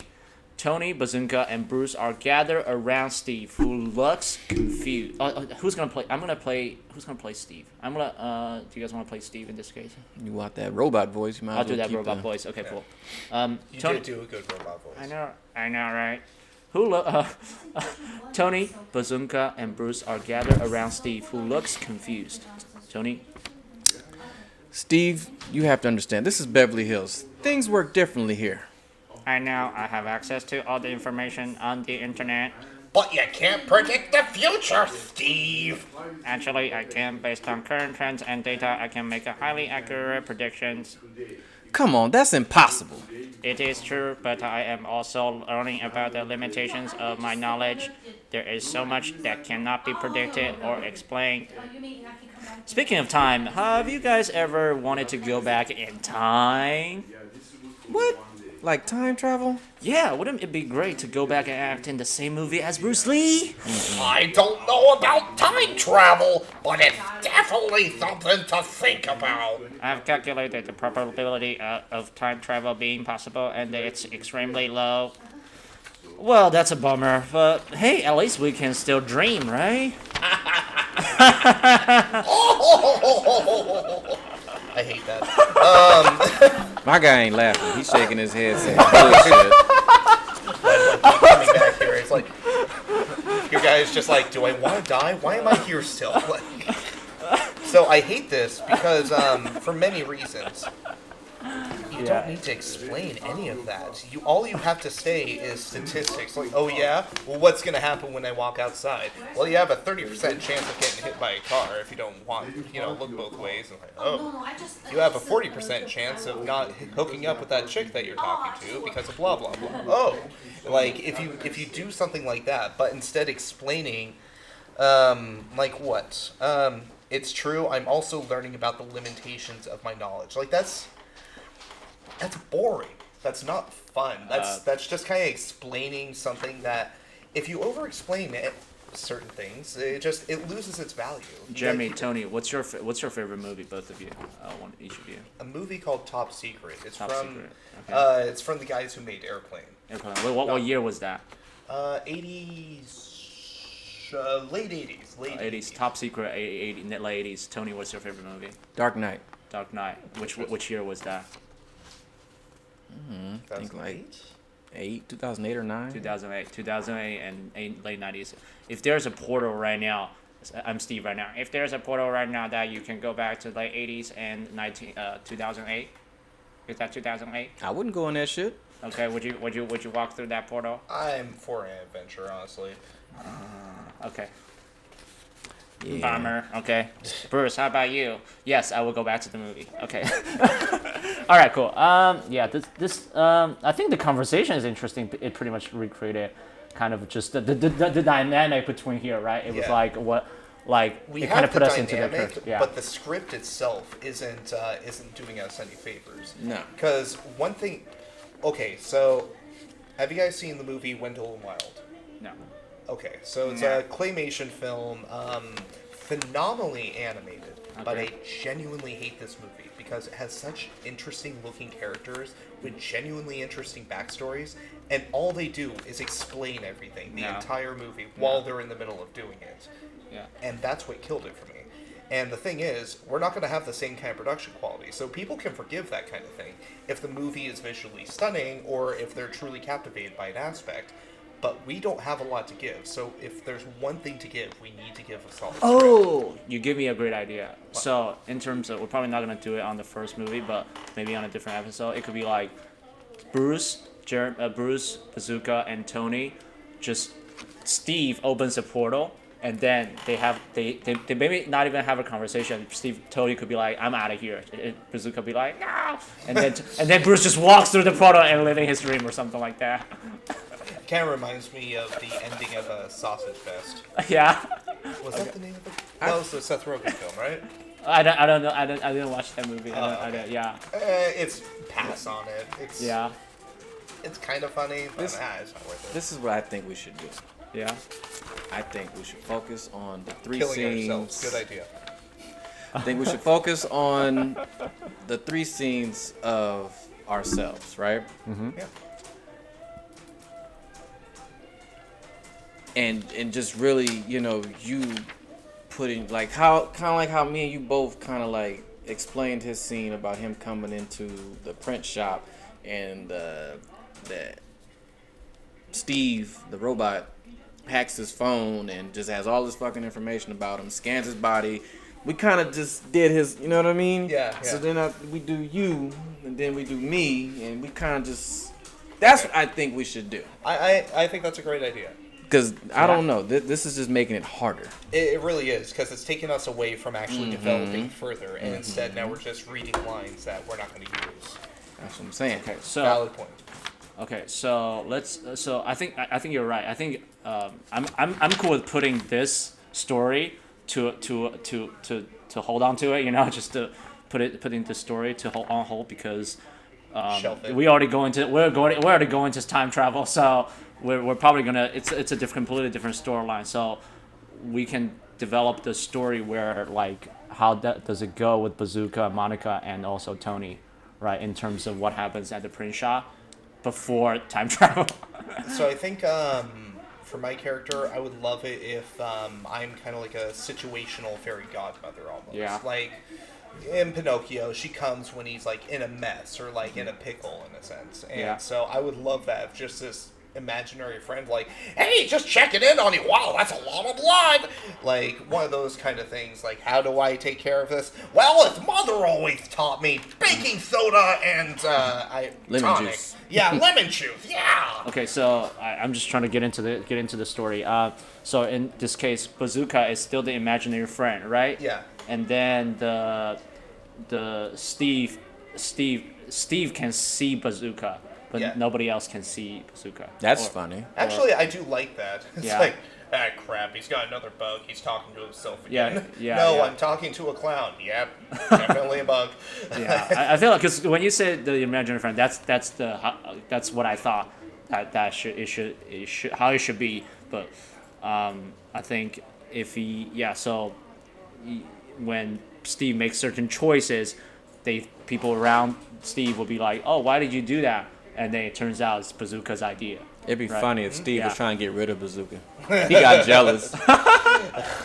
You can't get rid of what isn't real. Or at some point, Bazooka starts to take over Steve and controls it. I Right? think that's going too. That wouldn't be funny though. Oh, That really? would be Okay. weird. I think it'd be more funny that he'd be trying to get rid of him and Yeah. bash him and try to do little, shit to an imaginary thing, but the computer somehow, for some reason, it can see this character of So his. goes to the Must be a 2 in my code. Yeah, goes to the past girlfriend, goes to the past girlfriends kind of deal. Yeah. All right. That's in front of the photo. Oh my God. Can you read the prompt clearly okay. for Spotify listeners? For sure. Okay. So I'm gonna read the prompt of this newly generated script between Bruce, Bazooka, and Tony. Tony, Bazooka, and Bruce are in front of the portal that Steve just opened and argue about the dangers of going in. Steve jumps in the portal. Tony is the only one left behind, crying for the others. Portal closes, create dialogue, extended pages, screenplay. So we're just gonna play our own character, and I'll play Steve. Anybody wants to do the stage direction? I'll do the stage. Okay. Exterior print shop day. Tony, Bazungus, and Bruce stand in front of a portal that Steve just opened. We can't just jump in there. Who knows where it leads? But Steve went in! He must have known something we didn't! I want to go until I could time travel and meet Bruce Lee. This is crazy. We just can't follow Steve into something like this unknown. But what if he needs our help? Yeah, I don't know what to do. I don't want to lose anyone else. Suddenly, Steve jumps into the portal. I'm going after him. Me too! Tony is the only one left standing as the portal begins to close. No, don't go! Portal closes. Tony is left alone. Damn. What have we done? I don't like it. I know it's my idea. Of course, I love it. Yeah, but yeah. Now, one thing, because I do like a bunch of writing, and one of my things is never be married to your own ideas. Yeah. Because okay, yeah. you know what, I can get something that I think is golden, and no one else agrees, I agree and with you, I do have to sign off with that. So. I agree with you because based on your reaction, it doesn't seem like it's gonna populate a lot of people's mind. Yeah. I don't think it lands right. Yeah. Nah. Yeah. It just I think I'm gonna keep this page just for myself, and I'm gonna laminate it, put it on the frame on the wall. Just imagine you with the laminated paper in the bathroom, like, yeah, there we go, yeah. Yeah. For some reason, it's so hilarious to me. Why? That shit ain't funny. You're right. I'm married to my idea. Yeah. Okay. Let's. Let us know what you think about this script, if you like it or hate it. Let's. Why don't we continue with the bazooka, Yes. right? So yeah, I can just appear to just Steve alone, the AI. And it can be at detrimental points where it's like almost like a pivotal point where he makes a decision, and it's either a good or a bad decision.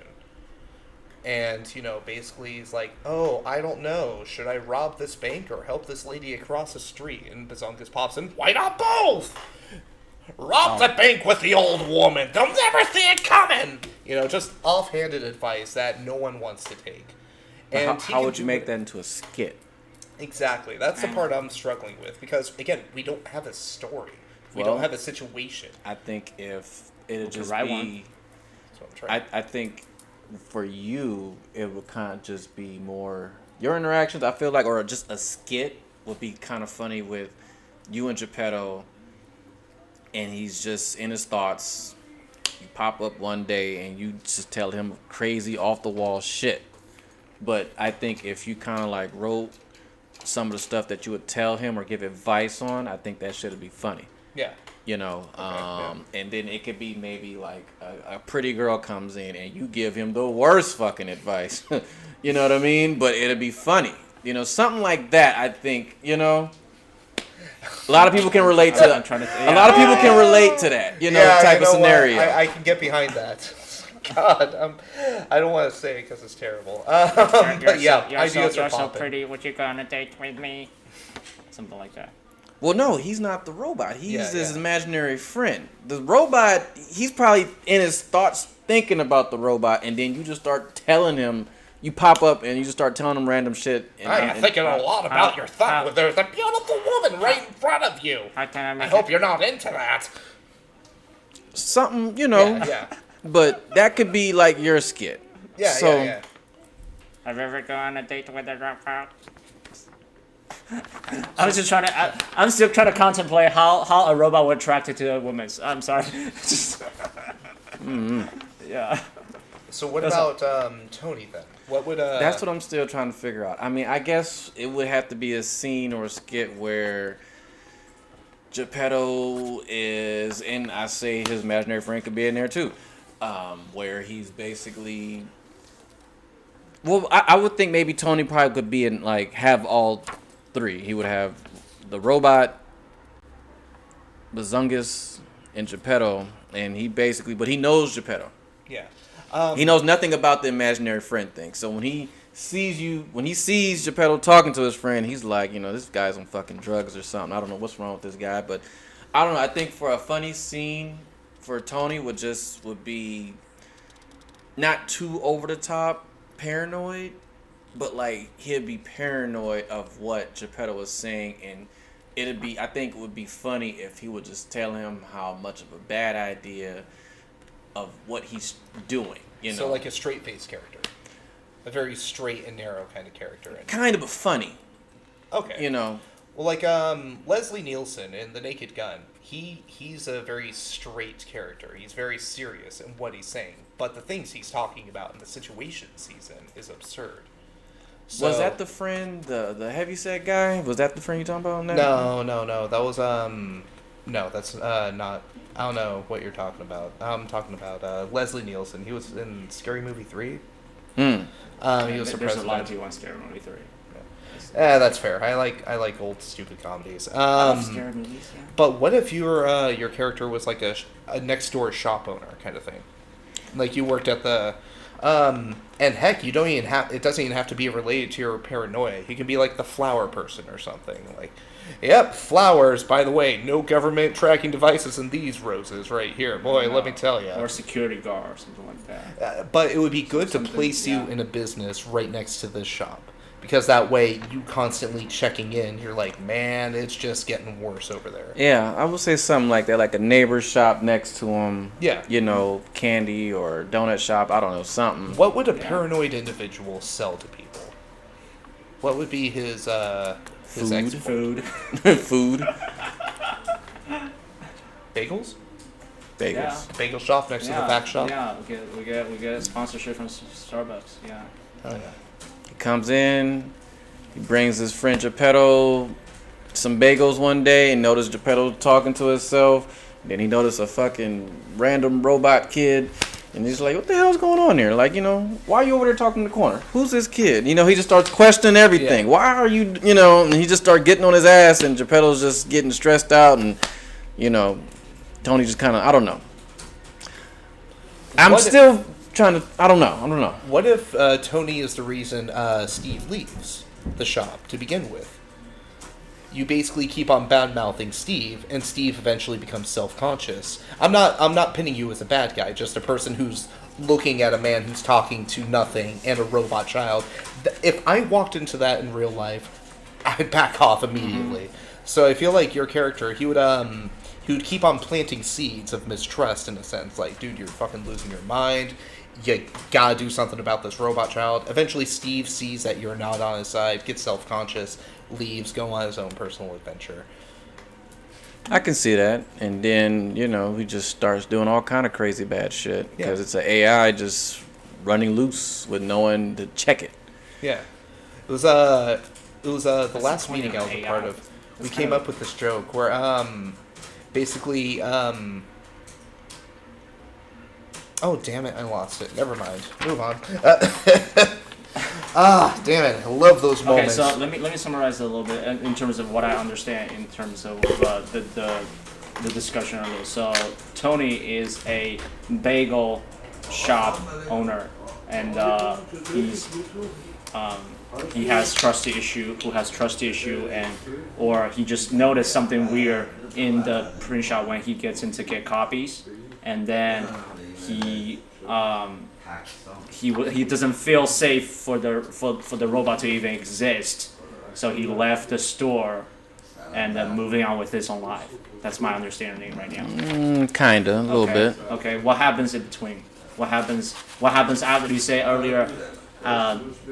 Steve feels very mistrusted, and he just I think that would be like at the end of the scene, after I went on my rant and talked so bad about what the hell's going on in this room, that AI gets offended and takes it personal somehow because he's a damn robot, which he shouldn't, because I don't know, I feel like robots ain't supposed to take things personal, but he's a free AI that's not in check, that he's just getting this emotion, and then he just goes out, and Geppetto didn't even notice him, and I figured that it's at the end. I think the funny stuff would just be for me to go on a funny rant and tell him about how everything's wrong on what he's doing. How does that go? I don't know. I walk in with some bagels and I see a kid sitting there fucking spinning something around that he shouldn't be spinning around. I don't know. And I see Geppetto talking to Bazooka. So he's spinning around a chair or something like that. And then, you're like, what the fuck? Pretty much. I can imagine you, you walk in, you sip your coffee, see everything, blink a couple times, sip it again, then realize it's actually happening. Kind of like a double take almost. Pretty much. Something like that. But I think the funny part for him would just be him talking shit and trying to convince Geppetto that, you're going backwards in life. You're supposed to be married, you're supposed to be having kids, not this fucking fake kid. Where'd you even get him from? He just goes on a rant, just basically fuss at him. That kind of like my character. The guy just kind of fusses and talks shit about why this kid's here and why you over in the corner talking to yourself. Who you talking to? An angry monologue. Yeah. But funny. Yeah. Okay. A funny, angry rant about... Almost like you're stressed, almost. Like you're having a panic attack. I'm stressed out even walking in here and seeing this mystery kid and you over in the corner talking to Bazooka and... Who the fuck is Bazooka? Get your ass over there. Get this kid out of here. We got business to discuss. Yes. We got bagels and papers to move. So Can you copy these bagels for me? I feel like that's... There's definitely a story there, like where you but I think because I don't think the AI can generate those lines for you, because I feel like that's very culture related. So I feel like you get to work on that. But I think the frame the frame is there, right? Get into the store, you're a bagel shop's owner, and then you drink coffee, and then you see what happened and your reaction. I think your reaction part is you get to work on, and it's all, everything is you. So you get to be I feel like when you say, oh, what's going on? I feel like I instantly thought about Kevin Hart. I'll be like, what the fuck is going on here, man? Yeah, let's get the fuck out of here. Or so, just just like, I was like, oh shit. I was like, this is a Kevin Hart moment, yeah. But yeah, if I'm the one who write that part, I would just do some Kevin Hart and then see what's going on. Yeah. And The hell?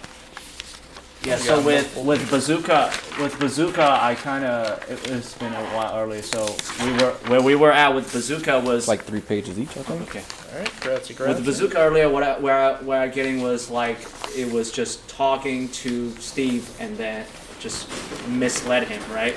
Right.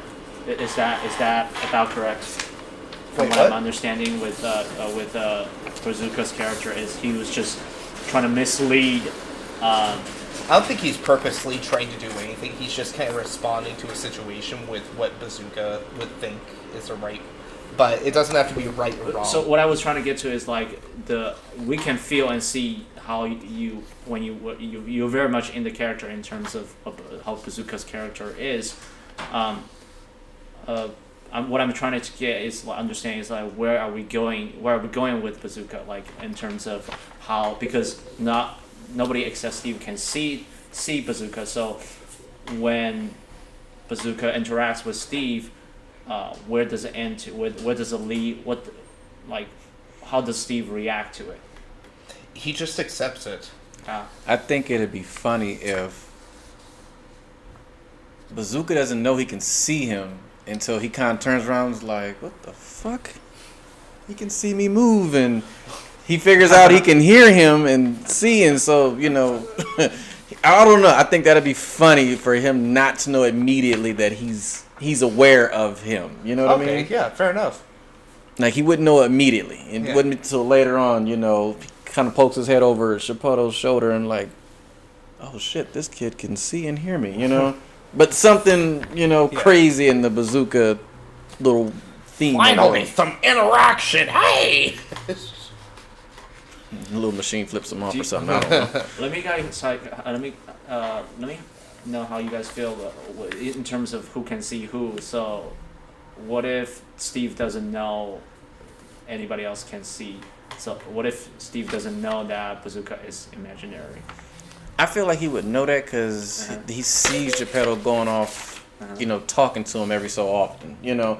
Or he talks to him, you know, when no one's around. What if he's his imaginary friend, so you're gonna talk to him in private, you know, for the most part. Yeah, what if Bazooka just humping people that Steve can see, but you know, like since he doesn't exist, just do weird stuff in the just kind of like humping the printer, or you know, like making faces at somebody stay while on we're talking. stay on the ceiling or something like that. Yeah, I don't know if we got it in our budget for me to walk on the ceiling, but you know, that's where the stunt guy comes in. That's right. Welcome back. All right. So we just got a new script generated. Let me. Do you guys know the order of this thing? Because I was about to ask, what's page 1 of which this? one is page 1? Because this changes. I'm not sure ChatGPT can make mistakes sometimes. Okay. A lot. Let me see. Let me find out which one is page 1. Tony. Okay. Cool. Tony will be fine. Okay, so let me just do this one first, right? I assume this because this is the input. I think it's this one is the first page. It has to be. Okay. Yeah, it has to fade in on it. Yeah. Okay, cool. But then I'm That's just trying to fine. figure out where the second. Once we figure out the second page, it all will fall into place. Hold on, Spotify. Hold on, YouTube. All right. Yeah. If I don't turn away Okay, yet. so if you turn away, I'll have to this start page- taking off my clothes. Yeah. this page is page number 2, Which one? the one that's half text and half block. This is page 1. This is page 1 right here, the one with the top Page block. 1. And then page 2. There's a back. is- There's a back of page 1 too. Yeah. I And was then this is comparing page those 2. Okay. because Bazunga says, "Wouldn't that be something?" Yeah. What about this one? What about As the they last- continue talking, you won't believe what's going on. What about the one off dark? That'll be the last page. Okay, cool. Okay, so I think. we'll figure it out. We'll do it once and then we'll figure it out. So we just got a new script. We just figure out the order of the page. This one prompt will be: Tony is a donut shop owner next door. Comes with fresh bagels for Geppetto. He offers Steve to eat, and he discovers he is a robot. Exits the shop and meets Bazooka and Bruce in front of the shop and tells them the secret They exit towards Beverly Hills sign. Scenes extended dialogue and slug lines and action lines, please. Okay, so I'll be Tony. Tony be Tony. Jeremy be. Is there Bazooka in this thing? There's Bazooka, and there's also Steve and Geppetto. Okay. I call Bazooka and Geppetto. Okay, I'll be Steve then. And Tony, do you want the narration, or do you want to do anything else? I'll do it. Okay. Go ahead. Tony, a middle-aged man, steps out of this shop with a box of freshly made donuts. He walks next door to Geppetto's print shop and greets him. Hey, Geppetto, I bought some fresh donuts. Geppetto takes the box and thanks Tony. Thanks, Tony. Smell delicious. As they talk, Steve, the humanoid robot, walks out of the print shop and stands nearby. Whoa, who's that? That's Steve. I built him. He's a robot. Tony approaches Steve with a bag of bagels. You want a bagel, buddy? Steve hesitates, not sure how to respond. Go ahead, Steve. Try one. Steve takes a bagel and examines it. This is an interesting food item. Yeah. It's a bagel. Never had one before? No, I have not. I am not programmed for eating. Tony is surprised. Wait, you're a robot? Yes, I am. Tony looks at Geppetto puzzled. Why did you build a robot? Help me with the print shop. Gets real lonely. He's been a real assistant. Tony nods slowly, still trying to warp his head around it. Well, I'll be damned. Geppetto and Tony continue talking while Steve observes them silently. Cut to the Beverly Hills sign. Bazungus and Bruce are standing in front of the Beverly Hills sign taking pictures. This is amazing! I never thought I'd make it to Beverly Hills! Yeah, it's pretty cool, but you know what? What would be even cooler? Bazungus looks at Bruce intrigued. What? If we could time travel back to the 70s and be in a movie with Bruce Lee. Oh, son of a... this again! Oh, that would be something. Yeah, me too. But you know what's even crazier? No, flip. Yeah, I don't think that's the... No, flip this page over. There we go. As they continue talking, Tony rushes up to them. Guys, you won't believe what's going on. What? What is it? What's going on? What are you talking about? What's up? Geppetto's got a robot in his print shop. A real live robot. Oh. What? A robot? That's wild. And get this, it can even talk and everything. It's like something out of a sci-fi movie. Well, as an imaginary friend, I just don't know if I can follow that logic. No, I'm serious. You've got to come and see it for yourselves. The group exits the area and heads back towards the print shop. The group arrives at the print shop and sees Steve standing outside. See? I told you. That's Steve. Whoa, hey, Steve. Hello. So you're a robot, huh? Are ya? You're a robot, huh? Yes, I am. I was created by Geppetto. Oh, that's incredible. I've always been interested in robotics. Yeah, me too. But you know what's even crazier? The group looks at Tony, waiting for him to continue. Steve just opened up a portal and jumped through it. Bazungus and Bruce look surprised. What? Where did it go? How did this happen? What's this portal leading to? Where did it go? What? I don't.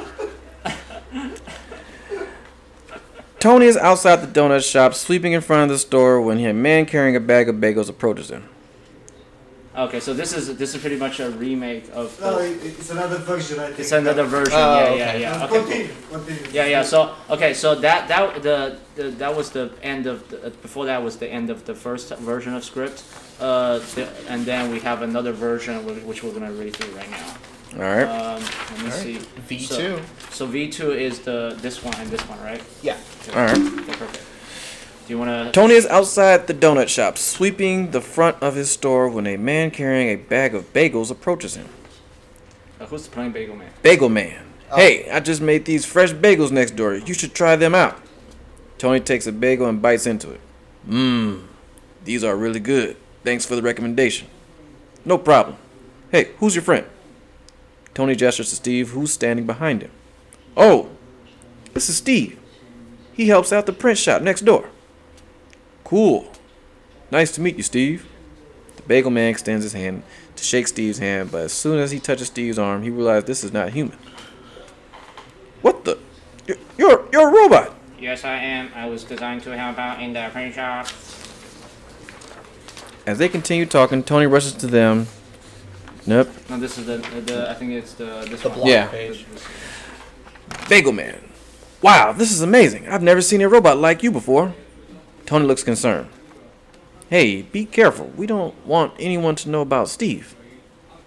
Relax, man. Your secret's safe with me. The bagel man exits the donut shop and heads towards the street. As he walks, he sees Bazungus and Bruce standing in front of the print shop.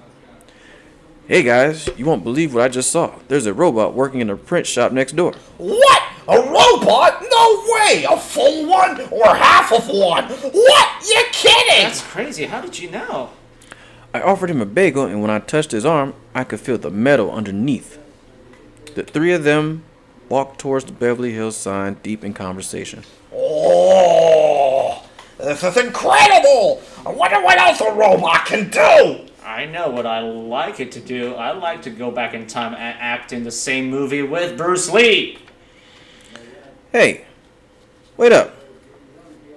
Tony runs towards them, trying to catch his breath. Hey guys, wait.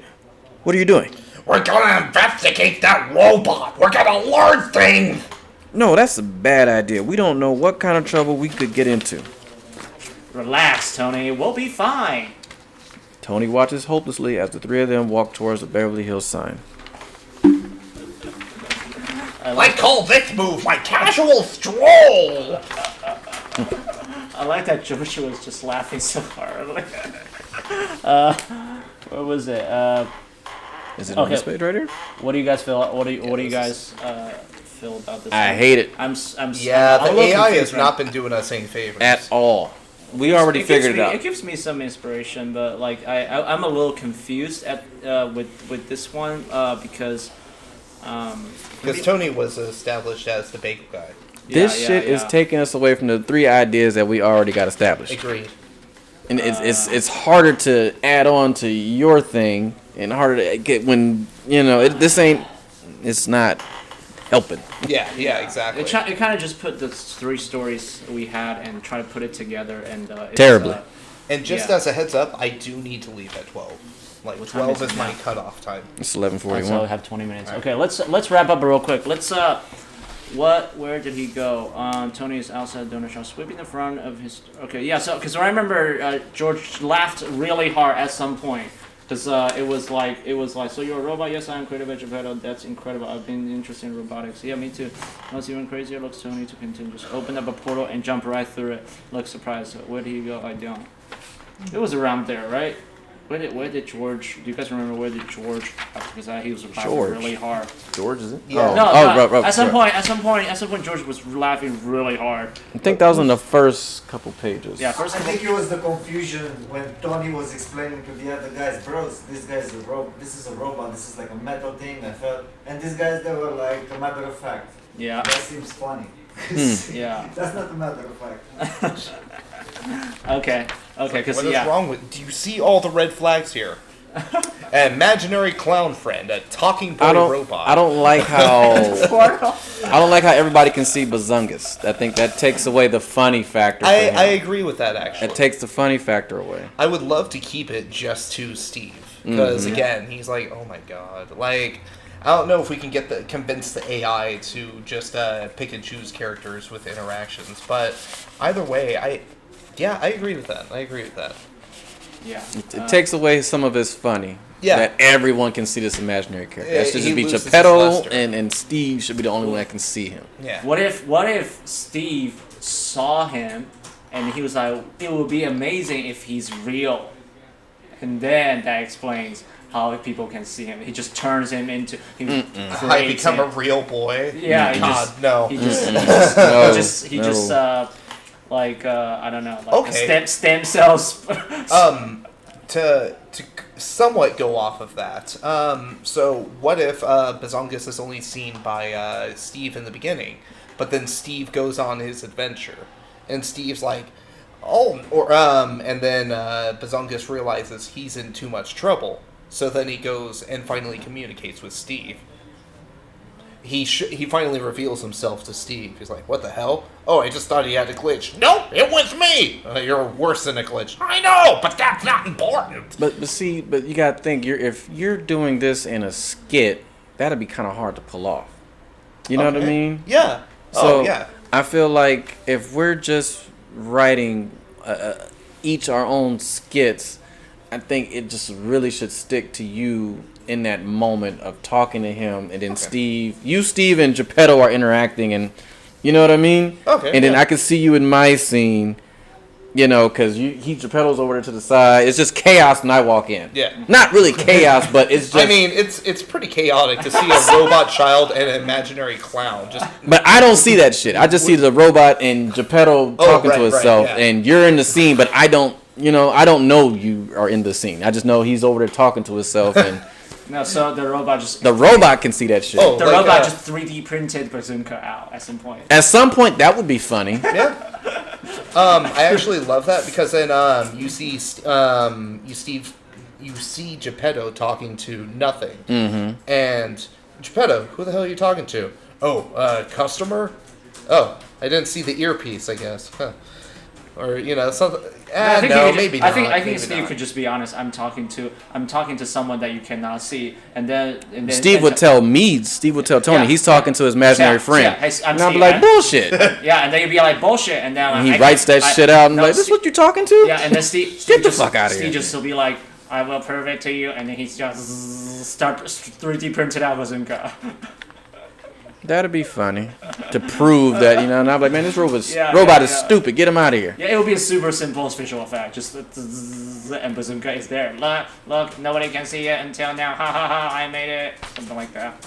My mother once told me, live, laugh, love. And I got 2 of those down. Yeah, and then you could be like in the middle of your preaching to Steve, and then you'd be like, and then you just getting in half sentence, be like. Doing your thing, right? Just be like, and then you realize, oh, I'm in the real world now. People can interact with me. Yeah.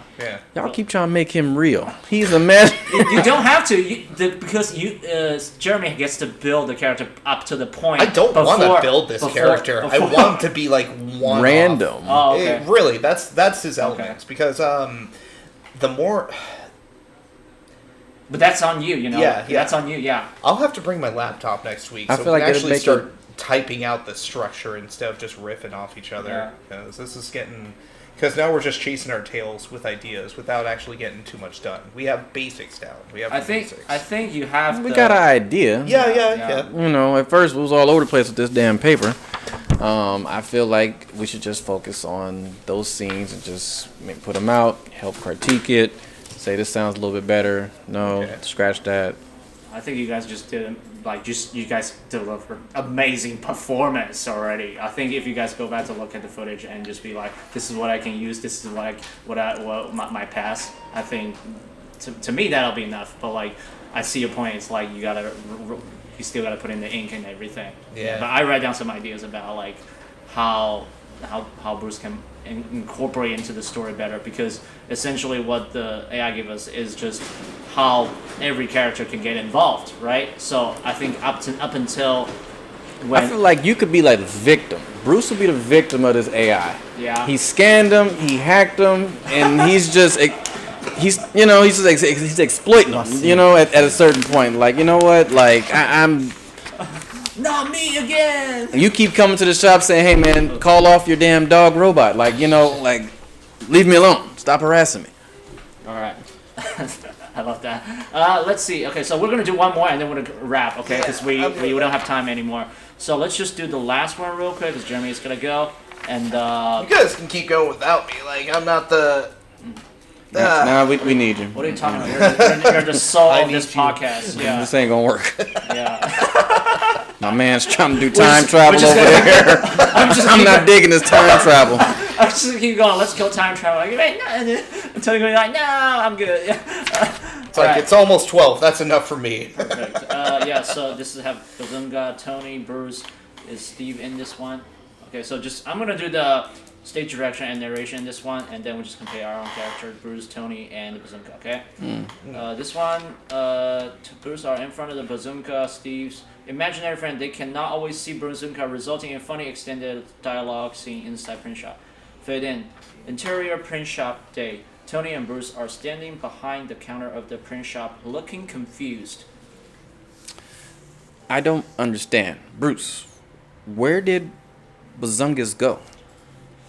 I don't know, Tony. He was just here a second ago. Suddenly, Bazunga appears behind them, causing them to jump in surprise. Blah! Ah! Where'd you come from? Oh, I've been here the whole time. You just couldn't see me. This imaginary friend is really starting to freak me out. Yeah, I don't think I can handle any more of this shit. I don't blame you. I mean, oh, come on, guys. Don't you like having me around? Of course we do, Bazunga. It's just a little disconcerting when you disappear and reappear like that. Yeah, we're not used to that kind of thing around here.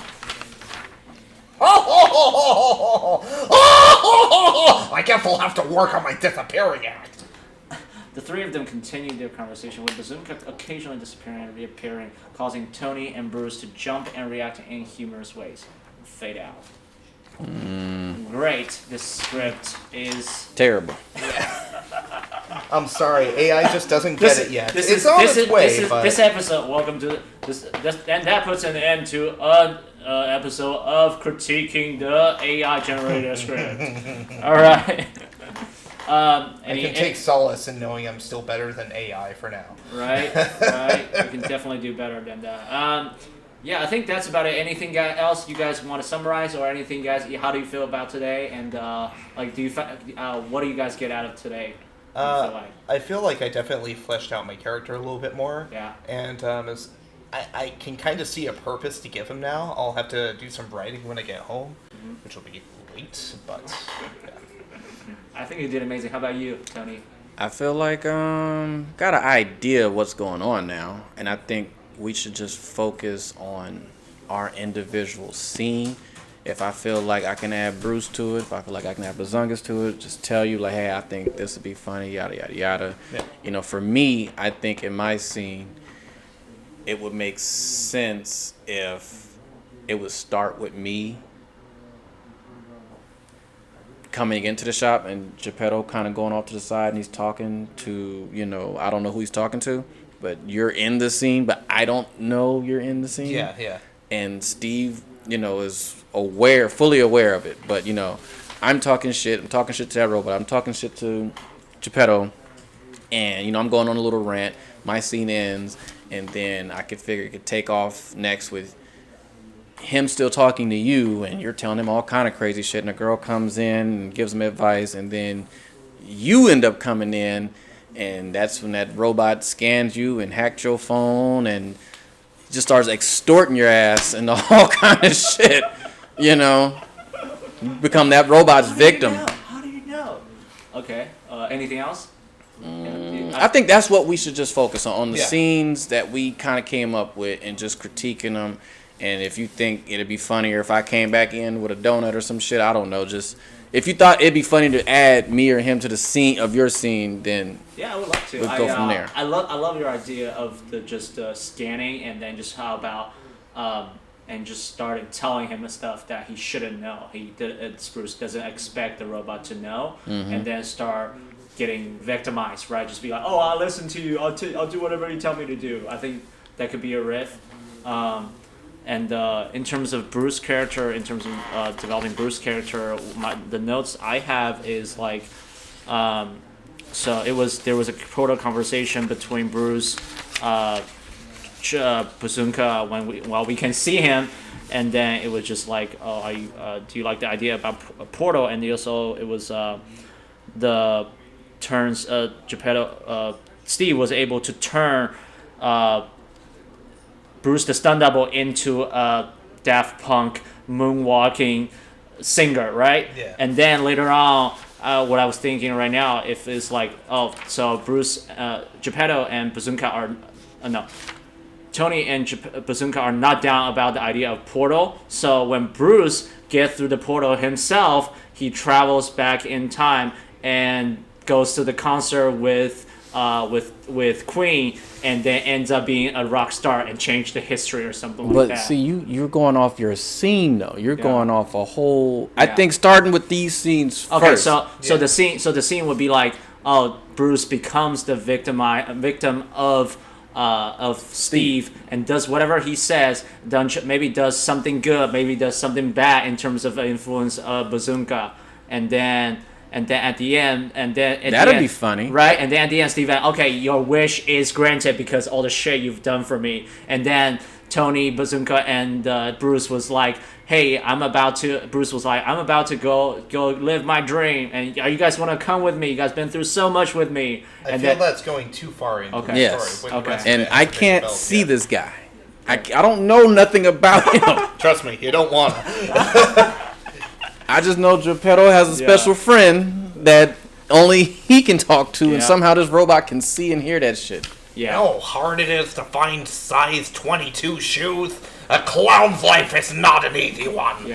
I love that because so when I try to develop the character of Bruce, I think about what does he care about, right? So to me, it was like he would do anything if he can be a singer. He could do anything if he could. He's what he cares about is he wants to be a singer instead of a stunt double, and he believed he could achieve that through helping Steve. And counter pitch. What if Bruce was just like, man, I would sell my soul, and then Steve pops in. Well, there's no such thing as a soul, but I'll take that soul data from you, like USB chips in. I'm like, okay, what do you want? I don't know, just riffing.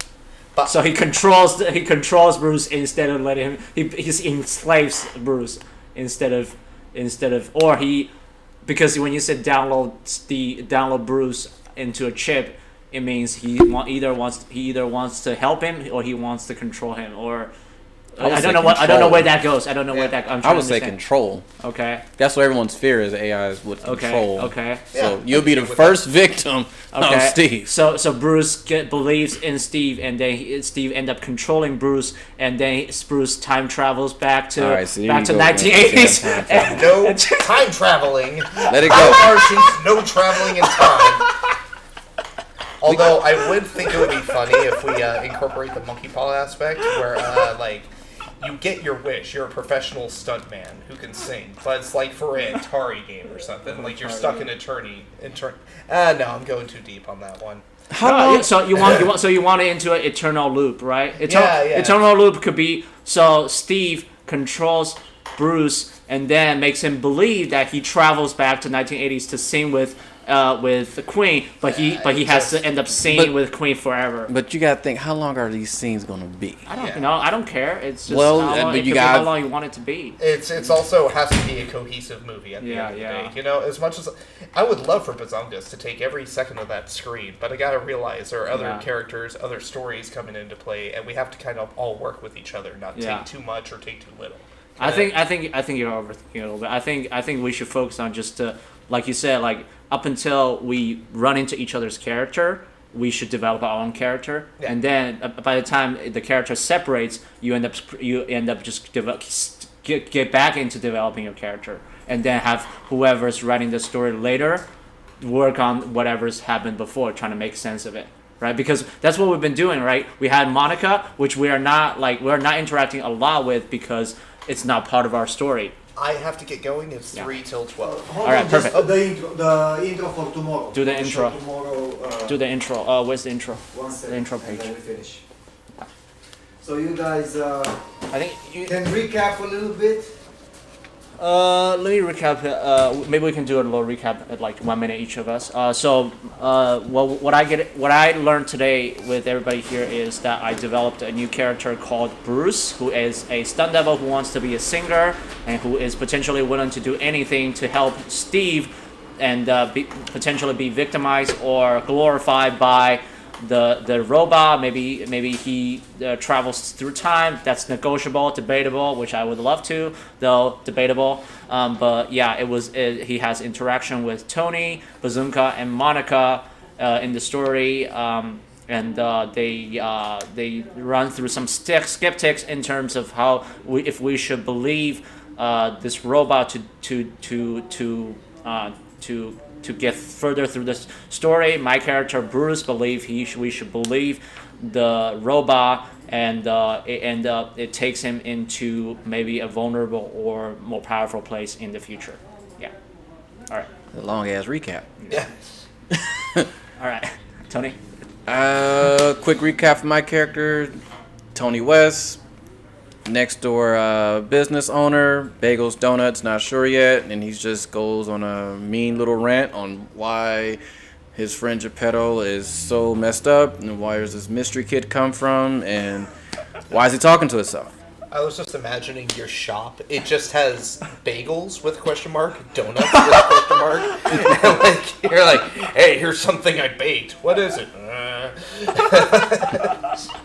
You're like still finding yourself through it's Beverly Hills. It'll sell us out. That's my recap though. Yeah, fair enough. And then my recap for Bazungus or Bazooka. I'm really not married to either. Basic imaginary friend that only Steve can see in the beginning. Maybe other characters can as it progresses. You know, I'm okay with that being just a Steve thing too. Because again, I want to be like the fairy godmother to Steve, only just like the worst one possible. The one you get off of Wish.com. Like I show up way too late with the worst advice. And that is my recap. Yep. I love it. George, do you want us to do the intro? Oh, just for the intro, promotion outro, for the show the tomorrow. outro, yeah, the outro. Where's the page? All right, I think right you. here. And welcome back to Beverly Hills 90211, the podcast where we bring the best conversations and laughs with Hollywood's rising stars. March 2nd, 2023, we have a fantastic lineup with the hilarious Daisha Breedlove, the charming Kareem Lefaro, the witty Reshveer Singh, and the dynamic Salifu Jatta. Really should have practiced these. Get ready to hear some hilarious stories and great banter. And don't forget, by the end of the season, these talented individuals will be starring in a brand new movie made in Hollywood. So sit back, relax, and enjoy the show. Keep in mind, the show will include robot and time travel, potentially. Let it go. Let it go. Let it go. There's a very specific song about letting things go. Let it go. Okay. Man. Don't do that. Yeah. We're gonna avoid some things today. All right. Good job, guys. All right. See you soon. All right. That was great.